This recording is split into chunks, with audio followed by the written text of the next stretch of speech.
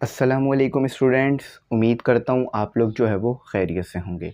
तो आज जो है अपना चैप्टर नंबर 22.1 जो है वो स्टार्ट करेंगे और ये चैप्टर इम्पॉर्टेंट है, पेपरों में आएगा और इससे क्वेश्चन आंसर एमसीक्यूज काफ़ी आएंगे। तो स्टूडेंट आज जो है हमारा पार्ट 1 है एक्सरसाइज 22.1 का। इसके अंदर मैं जो है वो आपको क्वेश्चन नंबर 1 से लेकर 8 तक तमाम क्वेश्चन कराऊंगा और 9 से लेकर 11 जो क्वेश्चन है वो मैं पार्ट 2 वीडियो में करा दूंगा, क्योंकि वो 3 क्वेश्चन ज़्यादा लेंथी होंगे। बाकी तमाम चीज़ें डिटेल में बता दूंगा। तो अगर आपको पार्ट 2 देखना हो ना तो आप सर्च करिएगा exercise 22.1 part 2 Amy English centre, आपको वीडियो मिल जाएगी। ठीक है। अच्छा, इस चैप्टर को समझने से पहले आपको कुछ जो है वो डेफिनेशंस को समझना होगा, कुछ टर्म्स को समझना होगा। अगर वो टर्म्स जो कि मैं स्टार्ट में आपको समझाऊंगा, अगर आपने वो अच्छी तरीके से समझ ली तो इंशाल्लाह ये चैप्टर आपके लिए इतना आसान हो जाएगा कि आप खुद भी इस चैप्टर को कर सकते हैं, फिर आपको ज़्यादा प्रॉब्लम नहीं रहेगी। तो जो बेसिक डेफिनेशंस मैं बताऊँगा वो देख लीजिएगा। अच्छा, यहाँ पर मैं एक बात बता दूं कि बच्चे बहुत ज़्यादा रिज़ल्ट का पूछ रहे हैं। मैंने रिज़ल्ट की डिटेल, डेट और किस महीने आ रहा है, किस हफ्ते आ रहा है, ये चीज़ बताई है एक वीडियो में। उस वीडियो का लिंक डिस्क्रिप्शन में दे दूंगा, तो वो वीडियो ज़रूर देख लीजिएगा। ME एक्सपेरिमेंट लैब पे वो वीडियो मैंने अपलोड की थी और उसमें मैंने डिटेल्स काफ़ी ज़्यादा प्रूफ के साथ बताई हैं, तो आप वो देख लीजिएगा। तो चलिए स्टार्ट करते हैं। देखिए, सबसे पहले तो आपको ये समझना पड़ेगा कि ये स्टैटिस्टिक्स जो ये टर्म आपको दी हुई है ये होती क्या है। देखें, स्टैटिस्टिक्स कुछ नहीं है, ये बस एक मैथ की ब्रांच है। जैसे आपने ब्रांच पढ़ी है ना, साइंस की ब्रांच पढ़ी है, फिज़िक्स की भी फर्दर ब्रांच पढ़ी है कि फ़िज़िक्स की ब्रांच होती है मैग्नेटिज़्म, इलेक्ट्रोस्टैटिक, थर्मोडायनेमिक्स और मैकेनिक्स और इसी तरह से काइनेमेटिक्स। तो इसी तरह से मैथ की भी हमारे पास एक ब्रांच है, वो है स्टैटिस्टिक्स। ठीक है, स्टैटिस्टिक। तो ये स्टैटिस्टिक्स करती क्या है हमारे पास, ये जो है वो डेटा को कलेक्ट करती है। ठीक है, ठीक है, चीज़ों को, वैल्यूज़ को कलेक्ट करती है और हमारे सामने एक जो है वो इन्फॉर्मेशन लेकर आती है। मतलब मेरे पास मुख्तलिफ बच्चों के नाम हैं, मैंने उन मुख्तलिफ बच्चों के नाम को कलेक्ट किया, उनकी क्लासेस को कलेक्ट किया और एक जो है वो डेटा बनाया कि कितने बच्चे क्लास 1 में हैं, कितने 2 में, कितने 3 में। और फिर इससे मुझे पता चलेगा कि कौन सी क्लासेस के लिए टीचर ज़्यादा रखना है। फॉर एग्जांपल, क्लास 1 में सिर्फ एक बच्चा है और लेकिन क्लास 2 में 10 बच्चे हैं, तो मैं क्लास 1 के लिए सिर्फ एक टीचर रखूँगा, क्लास 2 के लिए मैं 2 टीचरें रखूँगा, क्योंकि उसमें 10 बच्चे हैं। अब एक बच्चे के लिए तो 2 टीचर नहीं रखूँगा। तो बस यही काम ये करती है स्टैटिस्टिक्स, यही इसकी डेफिनेशन है जो कि बुक के स्टार्ट में आपको दी हुई है और मैं ये चला भी दूंगा कि ये डेटा को जो है और चीज़ों को कलेक्ट करती है। कि आप फिर सुन लीजिए कि ये जो है वो चीज़ों को कलेक्ट करती है और आपको किसी नतीजे पर पहुंचाती है। ठीक है, ताकि आप जो है वो अपनी जो लॉसेस हैं उसको ख़त्म कर सकें। और कंपनियों में बहुत ज़्यादा इसका इस्तेमाल है, ये जो है वो कॉमर्स से रिलेट करती है ये चीज़। ठीक है, क्योंकि कॉमर्स में आपको पता है कि हम लॉस और बेनिफिट्स देख रहे होते हैं, तो ये बहुत ज़्यादा इंपॉर्टेंट ब्रांच है जिससे काफ़ी ज़्यादा फ़ायदा होता है लोगों को बिज़नेस में, अगर इसके ऊपर पकड़ अच्छी हो। ठीक है, अब आ जाते हैं, हमने ये तो पढ़ लिया। अब इसमें एक चीज़ और है, डेटा। ठीक है, डेटा। अब डेटा से आपका मुराद आ रहा होगा वो गिवन डेटा जो हमें फिजिक्स में दिया हुआ होता है, बिल्कुल ऐसा ही होता है, लेकिन यहाँ पर डेटा की थोड़ी सी डेफिनेशन ज़्यादा है, थोड़ा सा वाजे करके लिखा हुआ है। तो ये भी आप बुक से देखिएगा, बुक का पेज भी मैं चला रहा हूँगा। ठीक है, क्वेश्चन का पेज तो चल रहा होगा लेकिन साथ साथ ये पेज भी चला दूंगा। तो देखो, डेटा आपके पास दो तरह के होते हैं, एक होता है रॉ डेटा और एक होता है ग्रुप्ड या क्लासिफाइड डेटा। अब रॉ डेटा क्या होता है? रॉ डेटा ये है कि मैं आपकी क्लास में आया, मैंने आप सब बच्चों के नाम लिख लिए, आपकी 10th क्लास में आया, मैंने सब बच्चों के नाम लिख लिए और मुख्तलिफ चीज़ें आपके बारे में लिख ली। ठीक है, आप लोग बताते गए, मैं मुख्तलिफ चीज़ें लिखता गया। तो अभी मेरे पास एक रॉ डेटा है। ठीक है, मेरे पास एक रॉ डेटा है, लेकिन फिर मैं जो है वो घर गया और उस डेटा पे मैंने और काम किया। अब मैंने देखा कि कितने बच्चे हैं जिनके नाम ए से शुरू हो रहे हैं, उनको एक तरफ कर लिया। कितने बच्चे हैं जिनके नाम बी से शुरू हो रहे हैं, उनको भी एक तरफ कर लिया। अच्छा, अब कितने बच्चे हैं जो कि अमीर हैं आपकी क्लास में, उनको एक तरफ कर लिया। कितने बच्चे हैं जो कि गरीब हैं, उनको एक तरफ कर लिया। कितने बच्चे हैं जो कि मिडिल क्लास है, उनको एक तरफ कर लिया। तो ये हो गया ग्रुप या क्लासिफाइड डेटा। मैंने आपके डेटा से ग्रुप बना लिया और एक नतीजे पर पहुंच गया आपके डेटा से कि भाई 10th क्लास में बहुत अमीर बच्चे पढ़ रहे हैं। ठीक है, जैसे कि मैंने एक कंक्लूजन ले लिया कि भाई 10 बच्चे थे, 10 में से 8 अमीर है, सिर्फ 2 गरीब, एक गरीब है और एक मिडिल क्लास है। तो मैं आप एक नतीजे पर पहुंच गए। तो डेटा की मदद से भी हमें जो है वो मुख्तलिफ चीज़ों को समझने में और मुख्तलिफ चीज़ों को देखने में आसानी मिलती है। फॉर एग्जाम्पल, एक कंपनी है, हमारे पास एक कंपनी है, वो लॉस में चल रही है। लॉस में चल रही है से क्या मुराद कि 2 करोड़ रुपए महाना कमा रही है। आप बोलेंगे सर बहुत अच्छी बात है, 2 करोड़ तो बहुत ज़्यादा होता है, लेकिन 2 करोड़ कमाने के लिए 4 करोड़ रुपए उसे हर महीने लगाने पड़ रहे हैं, तो 2 करोड़ का तो लॉस कर रही है ना हर महीने। तो ये चीज़ें हमें डेटा से समझ में आ रही होती हैं कि क्या लॉस क्या फ़ायदा। अब आ जाते हैं अपनी असल चीज़ों पर जो मैंने आपको करानी है। तो शुरू से मैंने समझा कि इसको भी डिफाइन कर दूं, इसके बाद और भी चीज़ें हैं वो मैं आपको जब डिफाइन करूंगा जब वो सवाल आते रहेंगे। हर सवाल कराने से पहले मैं उसकी डेफिनेशंस और तमाम चीज़ें आपको लिखवा दूंगा। यहाँ पर आपके पास आ जाता है न्यूमेरिकल। तो न्यूमेरिकल क्या होता है आपके पास? तो न्यूमेरिकल आपके पास ये चीज़ है जिसको आप काउंट कर सको, ठीक है, जिसको आप काउंट कर सको या मेजर कर सको। अब आप बोलेंगे सर काउंट और मेजर क्या है? देखें आपके पास कितनी पेंसिलें हैं ये आप काउंट कर सकते हैं, या मेरे पास कितने मार्कर हैं, फॉर एग्जांपल 2 मार्कर मेरे पास अभी एट अ टाइम मौजूद हैं, तो मैं इसे काउंट करूंगा, मेजर तो नहीं करूंगा ना मेरे पास कितने मार्कर हैं, मैं देखूंगा 1 2 बस काउंट हो गया। तो जिस चीज़ को आप काउंट कर सको वो न्यूमेरिकल में आ जाता है, या जिस चीज़ को आप मेजर कर सको। अब कैसे? आपका वेट क्या है ये मैं मेजर तो नहीं कर सकता कि आपकी 2 टांगे हैं, 2 हाथ हैं, 1 सर है तो आपका वेट 10 किलो हो गया या 20 किलो हो गया, नहीं, मुझे बल्कि एक इंस्ट्रूमेंट की ज़रूरत पड़ेगी आपको मेजर करने के लिए। तो मेजर में ज़्यादातर आप इंस्ट्रूमेंट का इस्तेमाल कर रहे होते हो, काउंट में तो बस आप देखते हो और चीज़ें गिन लेते हो, लेकिन मेजर करने में आप ज़्यादातर इंस्ट्रूमेंट का इस्तेमाल कर रहे होते हो, मेजरिंग इंस्ट्रूमेंट का इस्तेमाल कर रहे होते हो, जैसे कि वेट मशीन का इस्तेमाल करना पड़ेगा या बैलेंस का इस्तेमाल करना पड़ेगा। तो इसकी डेफिनेशन लिख लो, ये ज़रूर लिखना, ये मैं इतनी मेहनत से आपको जो चीज़ें लिखवा रहा हूँ ये ज़रूर लिखना, ठीक है। याद रखिएगा मैं खुद भी प्री इंजीनियरिंग का स्टूडेंट हूँ, प्री इंजीनियरिंग पढ़ता हूँ, तो मेरे लिए भी ये चीज़ थोड़ी सी नई थी, लेकिन मैंने थोड़ी बहुत तो इसे समझ रखा था प्रीवियस क्लासेस में, तो मेरे को ज़्यादा मुश्किल नहीं हुई इसको समझने में, ठीक है। और काउंटेबल तो ये लिखता, डेफिनेशन ज़रूर लिखना, आप रिवीजन के लिए बहुत ज़रूरी है, मैंने भी इसको लिखकर ही याद रखा है, तो आप भी लिख के याद रखिएगा, ठीक है। तो ये आपकी पहली डेफिनेशन हो गई। अभी इसको फर्दर भी क्लासिफाइड करेंगे, ठीक है। मेजरेबल और काउंटेबल का मतलब तो आप समझ गए। काउंटेबल जिसे आप आंखों से डायरेक्ट देख के गिन लोगे, मेजरेबल कितनी कंट्रियां हैं ये मेजर तो नहीं करोगे, काउंट करोगे ना, लेकिन उन कंट्रियों में लोगों के क्या मास है ये आप काउंट नहीं कर सकते, ये तो आपको मेजर करना पड़ेगा, हर एक बंदे को लाकर मशीन पर खड़ा करना पड़ेगा, सबके मास लिखने पड़ेंगे, वेट लिखना पड़ेगा, फिर वो मेजर होगा, ठीक है। अच्छा, अब कांस्टेंट, कांस्टेंट तो आप बहुत अच्छी तरीके से जानते हो, जो कि तब्दील ना हो, ठीक है, इसको ज़्यादा डिफाइन करने की ज़रूरत नहीं है। कांस्टेंट क्या होता है? तब्दील ना होता है, तब्दील नहीं होता, ठीक है, विच डज नॉट या डजंट चेंज, जो कि चेंज नहीं होता है, ठीक है, ये कांस्टेंट हो गया आपका। अच्छा, अब आ जाते हैं वेरिएबल। देखो भाई, कहा जा रहा है ना कि ये वैल्यू वेराई कर रही है, अक्सर हम मैथमेटिक्स में तो वेरिएबल से मतलब समझते हैं एक्स वाई जेड, लेकिन वेरिएबल का मतलब होता है कि जो चेंज हो सकती हो या जिसे चेंज किया जा सकता हो, ठीक है, कैन बी चेंज्ड, जिसे चेंज किया जा सकता हो या जो चेंज हो सकती हो, आप कर लो या खुद हो जाए वो एक ही बात है, ठीक है। तो ये हो गई आपके पास 3 डेफिनेशंस आ गई। अब आ जाते हैं क्वांटिटेटिव वेरिएबल के बारे में। क्वांटिटेटिव वेरिएबल क्या होता है? It has no numerical value, only tell quality. अच्छा, जो आपके पास, सॉरी क्वांटिटेटिव नहीं, क्वालिटेटिव वेरिएबल। तो क्वालिटेटिव वेरिएबल क्या होता है? जो कि सिर्फ क्वालिटी बताए। अब आपकी आईब्रो का कलर, आप अपनी आईब्रो देखें आईने में जाके, उसका क्या कलर है ये आप काउंट करोगे या इसकी क्वालिटी बताओगे? सर मेरी आईब्रो जो है वो 50 बाल हैं तो उसका कलर ब्लैक होगा, ऐसा तो नहीं कहोगे। और अगर कह भी दोगे तो मैं बोलूँगा बेटा ऐसा तो पॉसिबल नहीं है, मेरी आईब्रो में तो आपसे ज़्यादा बाल हैं क्योंकि मेरी उम्र ज़्यादा है, तो मेरा तो कलर ब्राउन नहीं है, ठीक है। तो बस कहने का मतलब ये है कि क्वालिटेटिव वेरिएबल वो होते हैं जिसमें आप सिर्फ क्वालिटी बताते हो, काउंट नहीं कर सकते, ठीक है, क्वालिटी बताते हो, काउंट नहीं कर सकते। अच्छा, अब आप मेल हो या फीमेल, आप मेल स्टूडेंट हो या फीमेल स्टूडेंट, ये काउंट करके बताओगे या क्वालिटी बताओगे अपनी?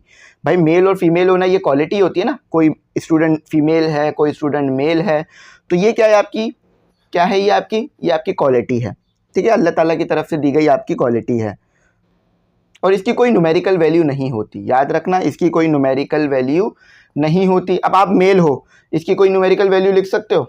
या मेल को कोई न्यूमेरिकल नंबर दिया जाता है दुनिया में कि भाई अगर कोई मेल है तो उसका 10 नंबर है, कोई फीमेल है तो उसका 5 नंबर है? हो सकता है ऐसे भी, लेकिन किया तो नहीं जाता ना। तो ये होता है आपके पास क्वालिटेटिव वेरिएबल, और ये क्वालिटी होती है आपकी, ठीक है। आप अच्छे स्टूडेंट हो, ये काउंट करके बता सकते हो नहीं, आपकी तो ये क्वालिटी है। तो it has no numerical value, only tell quality, सिर्फ क्वालिटी बताएगा, न्यूमेरिकल वैल्यू नहीं होगी, ठीक है। अच्छा, अब आ जाते हैं फर्दर, जो चीज़ आपने करनी है। ये देखें, ये नहीं समझे, ये अगर आप नहीं समझते तो आपको डिस्क्रीट और कंटिन्यूअस और नॉमिनल और ऑर्डिनल ये समझ नहीं आता। सबसे पहले ये समझना ज़रूरी था, तो इसलिए मैंने कुछ टाइम लेके ये समझाया, जल्दी जल्दी समझा रहा हूँ। अच्छा, अब आ जाते हैं, एग्जाम्पल भी लिखते रहना, ठीक है, इसमें एग्जाम्पल बताता रहूँगा। अब आ जाते हैं डिस्क्रीट। अब डिस्क्रीट क्या है, ये आपके दिमाग में जो है वो सवाल आ रहा होगा। अच्छा, सबसे पहले मुझे यहाँ टाइप्स लिखने होंगे, तो इसको मैं रिमूव करता हूँ थोड़ा सा। इसको याद रखना, अभी मैं इसको थोड़ा सा ये रिमूव करता हूँ फिर लिखता हूँ, ठीक है। चलो आज से कर लेते हैं। अच्छा, अब आपके पास जो है वो न्यूमेरिकल की टाइप्स होती हैं। न्यूमेरिकल्स की आपके पास क्या होती हैं, टाइप्स होती हैं। तो यहाँ लिख देता हूँ मैं TYPES, टाइप्स ऑफ न्यूमेरिकल, ठीक है। कितनी टाइप्स हैं, 2 टाइप्स हैं। कितनी टाइप्स हैं, 2 टाइप्स हैं। एक टाइप हमारे पास है डिस्क्रीट, ठीक है, एक टाइप है हमारे पास डिस्क्रीट, CREAT, डिस्क्रीट, और एक टाइप है मेरे पास कॉन्टिन्यूअस, ठीक है, जैसे कंटिन्यूअस भी पढ़ सकते हो आप चाहो तो। अच्छा, इसको मैं बेहतर लिख देता हूँ, ये तो कुछ ज़्यादा ही ऊपर की तरफ चला गया। TINUOUS, continuous. तो देखो भाई, न्यूमेरिकल की 2 टाइप्स हैं, टाइप्स ऑफ न्यूमेरिकल। एक टाइप ये है जिसमें आप चीज़ों को गिन सको, ठीक है, विच कैन बी काउंट, जिसमें चीज़ों को गिना जा सके, विच कैन बी काउंट। देखो 2 टाइप थी ना, एक न्यूमेरिकल में 2 चीज़ें आ रही थी जिसमें आप काउंट भी कर सकते थे और साथ ही साथ आप उसके अंदर जो है वो मेजर भी कर सकते हो। तो डिस्क्रीट में आप क्या कर सकते हो, चीज़ों को काउंट कर सकते हो, ठीक है। अच्छा, जो चीज़ काउंट करी जा सकती है वो क्या है आपके पास, डिस्क्रीट। फिर बताता हूँ, जो चीज़ काउंट की जा सकती हैं वो क्या है आपके पास, डिस्क्रीट, क्योंकि हम मैथमेटिक्स में चीज़ों को अलग अलग नाम दे देते हैं, कोई हमें मसला नहीं होता। तो जो चीज़ें गिनी जा सकती हैं वो हैं आपके पास डिस्क्रीट। अच्छा, जो चीज़ें गिनी नहीं जा सकती लेकिन मेजर की जा सकती हैं, फॉर एग्जाम्पल मैंने अभी आपको एग्जाम्पल दी कि आपका वेट क्या है, आप गिन के बता सकते हो मुझे किसी तरीके से, नहीं, आप मेजर करोगे, ठीक है, इंस्ट्रूमेंट की मदद से। अच्छा, स्पीड क्या है किसी गाड़ी की, गिन के बता सकते हो, नहीं बता सकते, मेजर करना पड़ेगा, डिस्टेंस निकालना पड़ेगा, कितना डिस्टेंस कितना कवर किया गाड़ी ने, कितना टाइम लिया, फिर दोनों को डिवाइड करोगे तो स्पीड आ जाएगी। तो जो चीज़ आप काउंट नहीं कर सकते लेकिन मेजर कर सकते हो, उसको क्या बोलते हो आप, उसको बोलते हो आप कॉन्टिन्यूअस। तो वो कंटिन्यूअस में चली जाती है, विच कैन बी मेजर, ठीक है, मेजर हो गया, MEASURE, मेजर, ठीक है। तो ये हो गए आपके पास टाइप्स ऑफ न्यूमेरिकल। अब यहाँ पर हमारे पास क्वालिटेटिव वेरिएबल की भी टाइप्स हैं, क्वालिटेटिव वेरिएबल की भी टाइप है, तो ये चीज़ें ज़रूर लिख लीजिएगा, बहुत इंपॉर्टेंट है। और बहुत छोटी डेफिनेशंस करके लिखवा रहा हूँ, ख़ास तौर पे इसलिए छोटी डेफिनेशंस लिखवाई हैं ताकि आप देखते ही समझ जाएं।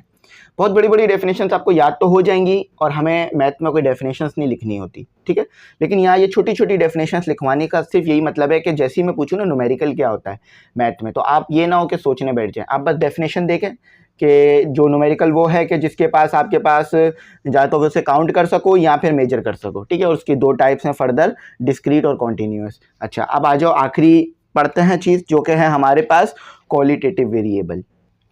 अच्छा, तो अब आ जाते हैं क्वालिटेटिव वेरिएबल पर। देखिए, क्वालिटेटिव वेरिएबल क्या होता है ये मैं आपको बता देता हूँ।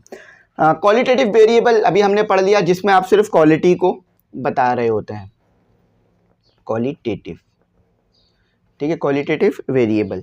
अच्छा, अब इसी के अंदर आता है, इसकी भी 2 टाइप है आपके पास, एक होती है आपके पास नॉमिनल और एक होता है ऑर्डिनल, ठीक है। इट हैज़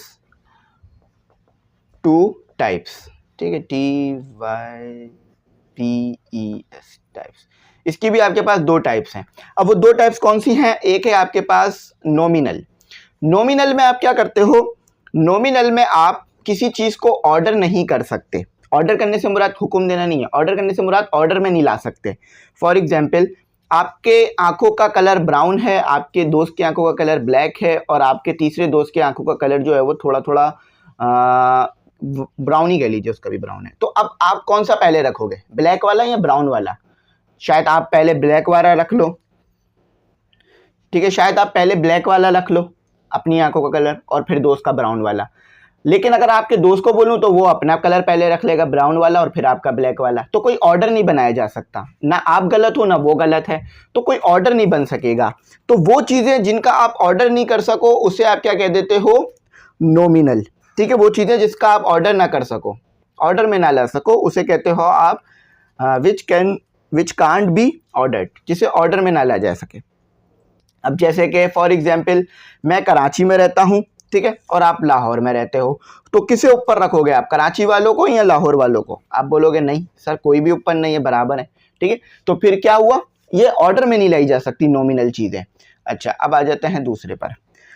अब है आपके पास ऑर्डिनल। आज सारे सवाल करेंगे इंशाल्लाह। ऑर्डिनल, ऑर्डिनल वो जिसमें आप ऑर्डर कर सको। फॉर एग्जाम्पल एक बच्चा है जो कि ए ग्रेड लाया है, एक बच्चा है जो कि बी ग्रेड लाया है, चलें इसको थोड़ा इजाफी कर लीजिए। दो बच्चे हैं जो कि ए ग्रेड लाए हैं, student A student B A grade लेकर आए हैं, ए प्लस लाए हैं, ठीक है। अच्छा, स्टूडेंट सी और स्टूडेंट डी, ये आपके पास जो है वो बी ग्रेड लेकर आए हैं। तो किन्हें ऊपर रखोगे, ए ग्रेड वालों को ऊपर रखोगे, बी वालों को नीचे रखोगे, है ना।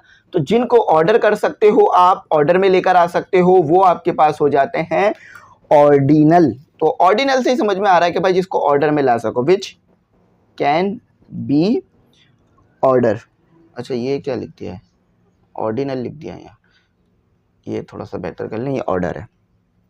Which can be order, order से मुराद एक रैंक बना सको, ठीक है। कोई स्टूडेंट फर्स्ट आ रहा है तो उसको आप ऊपर रखोगे, कोई सेकंड आ रहा है तो उसको सेकंड रखोगे, ठीक है। जो क्लास में पहले आ रहे हैं उनको आप ऊपर रखोगे, जो क्लास में बाद में आ रहे हैं उनको आप नीचे रखोगे। लेकिन अब एक बच्चे का स्टूडेंट जो है वो एक स्टूडेंट का जो वेट है वो 10 किलो है, एग्जाम्पल के तौर पे कह रहा हूँ, वैसे ज़्यादा ही होता है, 40 किलो ले लो चलो। एक स्टूडेंट का वेट है वो 40 किलो है, और एक स्टूडेंट का वेट है जो कि 40 किलो से कम है। तो आप किसको ऊपर रखोगे, 40 किलो वाले को, 40 किलो से कम वाले को? आप कहोगे सर दोनों में से किसी को भी ऊपर रखा जा सकता है, तो ये तो वेट है। तो इसी तरह से जिस चीज़ को ऑर्डर ना कर सको वो ऑर्डिनल। तो इसके एग्जाम्पल में लिख लेना आप, बहुत सारी एग्जाम्पल्स आती हैं, जैसे कि आईब्रो का कलर लिख लो, ठीक है, किसी का जो है वो आप वेट लिख लो, ठीक है, और किसी के जो है आप स्टेप्स कितने ले रहा है ये लिख लो। अच्छा, ऑर्डिनल में आप बहुत सारी चीज़ें लिख सकते हो, किसी का आप ग्रेड लिख लो, किसी का आप जो है वो उसके जो नंबर ज़्यादा आ रहे हैं वो लिख लो, और मुख्तलिफ चीज़ों को एग्जाम्पल में लिख सकते हो। तो ये समझ आ दिया मैंने, इसको भी लिख लो। अब इसके क्वेश्चंस को करते हैं, ठीक है। तो अब जल्दी से मैं इसके क्वेश्चंस कराऊंगा क्योंकि ज़्यादा टाइम नहीं लूँगा, पहले ही मैं आपका ऑलरेडी टाइम लेकर चीज़ें करा चुका हूँ, ठीक है। तो सबसे पहला क्वेश्चन है, इसमें बस आपने चीज़ों को डिफाइन करना है। तो कह रहे हैं कि identify types of data, discrete, continuous, nominal, ordinal and total number of observation in the following, ठीक है। आपने ये बताना है कि आपको जो ये नीचे डेटा दिया हुआ है ना, ये डिस्क्रीट है यानी आप इसे गिन सकते हो, कॉन्टीन्यूअस है आप इसे मेजर कर सकते हो, या नॉमिनल है यानी आप इसकी कोई भी ऑर्डर नहीं कर सकते, या फिर ऑर्डिनल है यानी आप इसको ऑर्डर दे सकते हो, या जो है वो ये चार चीज़ें आपने करनी है, और टोटल नंबर ऑफ ऑब्जर्वेशन है वो भी लिख देनी है, ठीक है। अच्छा, number of visitor in a shopping mall per day for 30 days. अच्छा, अब आपके पास एक शॉपिंग मॉल है, आपने शॉपिंग मॉल खरीद लिया अपना, ठीक है, बिजनेसमैन है आप अच्छे, आपने शॉपिंग मॉल खरीद लिया है। अब आपके शॉपिंग मॉल में रोज़ाना जो है वो कितने लोग आ रहे हैं, इसे आप काउंट करोगे या मेजर करोगे? आप बोलोगे सर मैं गिनूंगा उंगली से कि भाई आज 10 आए, ठीक है, आज 10 लोग आए, चलें ज़्यादा कर लीजिए, आज 100 लोग आए, कल 500 लोग आए थे, तो इस तरह से मैं काउंट कर लूँगा। मेजर तो नहीं करोगे ना इसे कि भाई कितने लोग आ रहे हैं उनको किसी मशीन पे खड़े करोगे ले जाके, नहीं, काउंट कर लोगे या कोई काउंट करने वाली मशीन लगा लोगे। तो जब जिस चीज़ को आप काउंट कर सकते हो वो क्या होती है आपके पास, वो होती है आपके पास डिस्क्रीट। जिस चीज़ को काउंट कर सकोगे वो होगी आपके पास डिस्क्रीट। ये 1 नहीं है, ए है, ठीक है, इन्होंने ए कहा है, तो थोड़ा सा इसको बेहतर कर देना, मेरा हाथ लग गया। तो इसको कह सकते हैं आप डिस्क्रीट, ठीक है, जिस चीज़ को आप गिन सकोगे वो है आपके पास डिस्क्रीट। अब आप 12 लड़के क्रिकेट खेल रहे हो, ठीक है, लेकिन आप 10 हो, तो कैसे पता चलेगा? मेजर करोगे आप या उसे काउंट करोगे? काउंट करोगे तो ही पता चलेगा ना कि भाई हम 10 लड़के हैं 2 कम है, ठीक है। तो ये n = 30 डेज है। अच्छा, बी पर आ जाए। अब आपके पास है time in minutes per day, spend by a person in gym for a month. तो एक आदमी, एक इंसान कितना टाइम जो है वो स्पेंड कर रहा है मिनट में, एक दिन में, ये आपने बताना है और एक महीने के लिए बताना है ये, ठीक है। तो अब आप टाइम क्या काउंट करते हो? नहीं, टाइम आप मेजर करते हो, और उसको मेजर करने के लिए कौन सा इंस्ट्रूमेंट इस्तेमाल करते हो? वॉच का। तो काउंट तो नहीं करते ना टाइम। भाई देखो, ये तो आप गिन सकते हो 10, 11, 12, 3 घंटे हो गए, लेकिन मिनट तो नहीं काउंट करते ना। वो तो आप मेजर कर लेते हो कि भाई इतनी देर से ये इतनी देर में इतने घंटे हो गए, तो कितने मिनट ये जिम में रहा होगा। यानी फॉर एग्जांपल अगर कोई बंदा 1 घंटा जिम में रहा है, तो अब आप सेकंड मिनट कैसे काउंट करोगे? सामने बढ़ जाओगे घड़ी के 1, 2, 3, नहीं, बल्कि क्या करोगे, घड़ी देखोगे और घड़ी में क्या है कि भाई 1 घंटा 60 मिनट के बराबर होता है, तो वो 60 मिनट टोटल जो है वो जिम में रहा, ठीक है। Minute, MINUTES, minutes. तो वो 60 मिनट जिम में रहा, तो मेजर करा आपने, काउंट तो नहीं किया। और आप फिजिक्स में भी ये चीज़ करते हो, तो फिजिक्स वाले जो स्टूडेंट हमारे पे इंजीनियरिंग के, वो तो इस चीज़ को अच्छी तरीके से समझ ही जाएंगे, ठीक है। कंटिन्यूस। और जो नहीं समझ रहे हैं वो इस चीज़ को समझ लीजिए कि इसको आप इंस्ट्रूमेंट इस्तेमाल करते हो, ठीक है, AB और फिर C। अच्छा, अब आ जाओ life in air of 45 car batteries.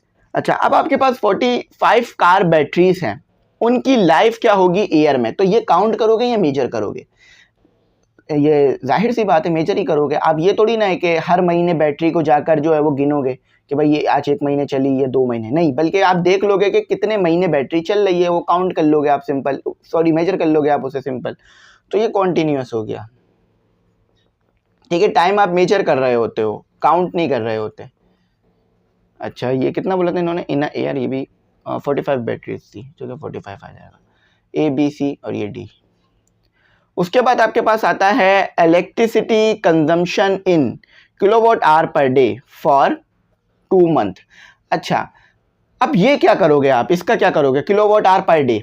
अब ये आप काउंट करोगे या मेजर करोगे? देखो, किलोवाट आवर तो आप मेजर करोगे, ये बात तो सही है। और उसको अगर डे से डिवाइड कर दोगे तो कितने यूनिट इस्तेमाल कर रहे हो ये आपके पास आएगा, ठीक है। आपके बिल में यूनिट आ रहे होते हैं ना, कि आपने जो है वो टोटल 120 यूनिट इस्तेमाल किए हैं। अब वो यूनिट तो आप निकालने के लिए मेजर करते हो, लेकिन उन यूनिट्स को तो काउंट कर रहे होते हैं ना, कि भाई इस महीने इतने यूनिट का इस्तेमाल किए थे, इस महीने इतने यूनिट इस्तेमाल किए थे, तो काउंट कर रहे होते हो कि भाई पहले महीने मैंने जो है वो यूनिट इस्तेमाल किए थे 340, दूसरे महीने मैंने यूनिट इस्तेमाल किए 320, 20 यूनिट का मेरा फ़ायदा रहा, तो टोटल कितने यूनिट इस्तेमाल हुए मेरे? 9, 8, 0, तो 980 यूनिट टोटल मैंने जो है वो इस्तेमाल किए, सॉरी 960 यूनिट जो है वो मैंने टोटल जो है वो इस्तेमाल किए, ठीक है। अच्छा, यहाँ एक गलती हो रही है, वो मैंने उसे मल्टीप्लाई कर दिया, ठीक है। 660 यूनिट जो है वो मैंने टोटल जो है वो इस्तेमाल किए। तो ये आपने क्या किया, 2 महीने के लिए काउंट किया या मेजर किया? काउंट किया, सिंपल। हाँ, यूनिट तो आपने मेजर करोगे, लेकिन उन यूनिट को तो फिर आपस में 2 महीनों के लिए काउंट करोगे ना। तो ये बात समझ में आ रही है कि ये डिस्क्रीट है आपके पास। कुछ बच्चे किलोवाट आवर को देखकर ये समझ सकते हैं कि भाई इसमें मेजर करना है, नहीं, उन्होंने ये नहीं कहा है कि किलोवाट आवर कितना इस्तेमाल हो रहा है, उन्होंने ये कहा है कि किलोवाट आवर पर डे है, 2 महीने के लिए कितना इस्तेमाल किया। तो हर महीने का जो भी आ रहा है वो हिसाब किताब लगा लो और काउंट कर लो उसे, ठीक है। अच्छा, अब आ जाते हैं ई। अब ये तो सिंपली समझ में आ रहा है, weight in kg of 55 students in a class. तो 55 स्टूडेंट्स हैं, उनका क्या वेट है केजी में, ये बताना है। तो अब आप, ऐसा तो नहीं है कि भाई एक बच्चे की एक बच्चे के जो है वो 2 पाँव हैं, 2 हाथ हैं, तो उसका 10 किलो वेट होगा, नहीं, बल्कि हर बच्चे को आप मशीन पे ले जाके खड़ा करोगे, ठीक है, और उसका वेट निकालते रहोगे, और फिर जो मेजर कर रहे हो वेट, उन सबको आपस में ऐड कर दोगे, तो टोटल वेट क्या होगा वो आ जाएगा। लेकिन वेट तो आपने काउंट किया ना, वेट तो आपने मेजर किया ना, तो वेट मेजर कर रहे हो आप, काउंट नहीं कर रहे, ठीक है। तो ये आएगा आपके पास कॉन्टिन्यूअस। जो चीज़ काउंट करोगे वो डिस्क्रीट, जो चीज़ मेजर करोगे वो आपके पास कॉन्टिन्यूअस, ठीक है। अच्छा, अब एफ पे आ जाते हैं। एफ में कहा जाता है आपको आईब्रो कलर ऑफ 20 इंडिविजुअल्स। अच्छा, 20 लोगों के आईब्रो का कलर, ये मेजर करोगे, काउंट करोगे, या क्वालिटी बताओगे? और क्वालिटी बता के ऑर्डर में ला सकते हो। देखो, 20 लोगों का आईब्रो का क्या कलर है ये तो काउंट नहीं कर सकते आप। फॉर एग्जांपल, एक का आईब्रो का कलर ब्लू है, एक एक का आईब्रो का कलर वाइट है, यानी वो देखा ना कॉफ़ी टाइप का कलर होता है, क्रीमी कलर कह लो, एक के आंखों आईब्रो का कलर क्रीमी है, एक का ब्राउन है, एक का डार्क ब्राउन है, एक का ब्लैक है, एक का लाइट ब्लैक है, लाइट ब्लैक तो नहीं होता, ब्लैक ही होता है, हाँ डार्क ब्राउन लाइट ब्राउन होता है। तो ये आप क्वालिटी बता रहे हो, काउंट तो नहीं कर रहे चीज़ों को, भाई इसका आईब्रो का कलर ब्लैक है, इसका ब्राउन है, तो क्वालिटी बता रहे हो ना। तो क्वालिटी जब आप बताते हो तो वो क्या चीज़ हो जाती है, हाँ क्वालिटी तो आपने बता दी, लेकिन क्वालिटी बताकर आप उसको कोई ऑर्डर में ला सकते हो कि भाई जिनका ब्लैक कलर है उनको मैं ऊपर रखूंगा, चलो ठीक है आपने रख भी लिया, मैं बोलूँगा भाई मुझे ब्राउन कलर पसंद है तो जिनका ब्राउन कलर है मैं उसे ऊपर रखूंगा। तो कोई ऑर्डर नहीं बना सकते हम इसमें, ठीक है, आप बोलोगे ब्लैक ऊपर रख लो, मैं बोलूँगा ब्राउन, तो इसमें एक लड़ाई होगी, ऑर्डर नहीं बन सकता। तो जब ऑर्डर नहीं बना सकते हम इस चीज़ में तो इसको कहेंगे नोमिनल, ठीक है, जिसमें ऑर्डर बन सकता है उसे हम कहेंगे ऑर्डिनल। तो ये आपके पास हो गया नोमिनल, और ये n = 20 हो गया। अच्छा f के बाद है आपके पास g, ग्रेड। अच्छा ग्रेड में आप ऑर्डर कर सकते हो, grade obtain bye 70 students in a class.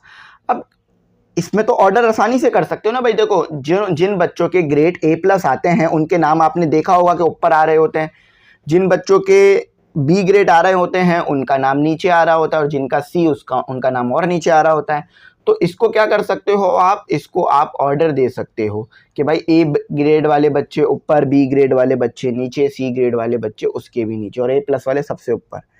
अच्छा result, positive negative of COVID diagnose test of 10 people. तो 10 लोगों का टेस्ट लिया, कुछ का पॉजिटिव आया कुछ का नेगेटिव आया, तो आप ऑर्डर बना सकते हो कि किन का आप ऊपर रखोगे और किन को आप नीचे रखोगे। फॉर एग्जांपल चलो आपने नेगेटिव जो आए हैं उनको ऊपर रख दिया, मैं बोलूँगा भाई पॉजिटिव वाले ऊपर रखें, ठीक है। आपने देखा होगा ना ये कोरोना वायरस में जो लिस्टें आ रही थी पॉजिटिव लोगों की और नेगेटिव लोगों की, तो कुछ लोग पहले नेगेटिव लोगों का बता रहे, सॉरी कुछ लोग जो है पहले पॉजिटिव लोगों का बता रहे थे कि इतने टेस्ट किए, इतने पॉजिटिव आए और बाकी नेगेटिव आए। तो कोई ऑर्डर तो नहीं बन सकता था ना कि भाई पहले पॉजिटिव वाले ही बताने हैं या पहले नेगेटिव वाले ही बताने हैं, कोई भी पहले बता सकते थे आप, ठीक है। तो इसमें आपको क्या लिखना पड़ेगा, 10 पीपल हो गए, ये नॉमिनल, इसमें आप ऑर्डर नहीं दे सकते। आप खुद अगर दिमाग लगाएं तो ये बात समझ में आएगी कि चले आपने पॉजिटिव वाले लोग ऊपर रख दिए, मैं बोलूँगा भाई नेगेटिव वाले लोग ऊपर रखो ताकि लोगों को खुशी हो कि भाई इस बार नेगेटिव ज़्यादा है, ठीक है। तो आई का मतलब, आई में कहते हैं कि मैरिटरियल यानी शादी हो गई है, यानी ये बताना है। मैरिटरियल अक्सर में से मटेरियल बढ़ता था, तो marital status of 30 teachers of our school. अच्छा अब 30 टीचर्स हैं, उनका मैरिटरियल स्टेटस बताना है कि भाई किसकी शादी हो गई है किसकी नहीं हुई है। तो जिनकी शादी हो गई है आपने उनको ऊपर रख दिया, मैं बोलूँगा भाई जिनकी शादी नहीं हुई आप उनको ऊपर रखें। तो कोई ऑर्डर तो नहीं बना सकते ना आप इसमें कोई ऑर्डर नहीं बनेगा हमारा। शादी हो गई तो भी अच्छी बात है, शादी नहीं हुई तो भी कोई अच्छी बुरी बात नहीं है, नहीं हुई है थोड़ी देर बाद हो जाएगी, थोड़ी देर बाद से मुराद रात में नहीं, मतलब थोड़ी देर से मुराद कुछ सालों बाद हो जाएगी, ठीक है। अच्छा डिस्टिंक्ट का मतलब होता है अलग अलग, distinct of domicile of students of your class. अच्छा मुख्तलिफ डोमिसाइल वाले स्टूडेंट्स हैं आपकी क्लास में। अब किसी के पास सिंध का डोमिसाइल है यानी नवाबशाह का डोमिसाइल है, किसी के पास कराची का डोमिसाइल है, आप कौन से डोमिसाइल वाले को ऊपर रखोगे? आप बोलोगे सर इक्वलिटी होनी चाहिए, तमाम डोमिसाइल बराबर होना चाहिए, तो कोई ऑर्डर तो नहीं दे सकते ना इसको, और अगर ऑर्डर दोगे तो फिर मसला होगा, बात खराब होगी, लोगों में लड़ाइयाँ बलेंगी कि भाई ये लोग क्यों ऊपर हैं हम लोग क्यों ऊपर नहीं है। तो इसलिए जिसको ऑर्डर ना दे सको उसको नॉमिनल कह दो, ठीक है, ऑर्डर नहीं दे सकते। तो ये कितने स्टूडेंट्स थे टोटल, 20 स्टूडेंट्स थे। स्टूडेंट्स की क्वांटिटी नहीं बताई, यहाँ मैं नहीं लिख देता हूँ, लेकिन मुख्तलिफ बोल रहे हैं तो n की वैल्यू नहीं लिख सकते क्योंकि उन्होंने स्टूडेंट की क्वांटिटी नहीं बताई। तो पहले में आ गया डिस्क्रीट, दूसरे में आ गया कॉन्टीन्यूस, सी में आ गया आपके पास कॉन्टीन्यूस, डी में आ गया डिस्क्रीट 2, कॉन्टीन्यूस 55 और नॉमिनल ऑर्डिनल, नॉमिनल हो गया, सही है। अब आ जाते हैं क्वेश्चन नंबर 2 पर, थोड़ा सा आसान क्वेश्चन है, करते हैं उसे। तो स्टूडेंट क्वेश्चन नंबर 2 मैंने आपके लिए बोर्ड पे उतारा। अब बोर्ड पे उतारने की वजह क्या है, क्योंकि इसमें मुझे चाहिए होगा डेटा, ठीक है, ये है रॉ डेटा। अब इस रॉ डेटा को, मतलब रॉ डेटा से क्या मुराद है कि मुख्तलिफ स्टूडेंट्स की क्लासेस लिखी हुई हैं। अब मुझे क्या पता कितने स्टूडेंट्स जो हैं वो 6 वाले हैं, कितने स्टूडेंट 5 वाले हैं, और कितने स्टूडेंट्स बार बार रिपीट हो रहे हैं, कितने स्टूडेंट्स जो है वो एक क्लास से जा रहे हैं बार बार, मुझे कुछ नहीं पता चल रहा क्योंकि ये सब फैला हुआ है। अब ऐसी फैली हुई चीज़ से मैं बार बार तो स्टडी नहीं कर सकता। फॉर एग्जाम्पल मैं आपको बोलूँ कि कितने स्टूडेंट 10 वाले जा रहे हैं, आप बोलोगे सर 1 2 3 4। अब मैं बोलूँ बताओ 7 वाले कितने जा रहे हैं, 1 2 8 वाले 1 2 3 4।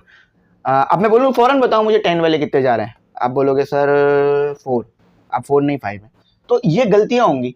तो अगर इसको आप क्लासिफाइड कर दोगे, मतलब एक जो है वो टेबल बना के लिख दोगे, तो फ़ौरन से आपको चीज़ें पता चल जाएंगी, फ़ौरन से आप चीज़ें बना लोगे, फ़ौरन से देख लोगे।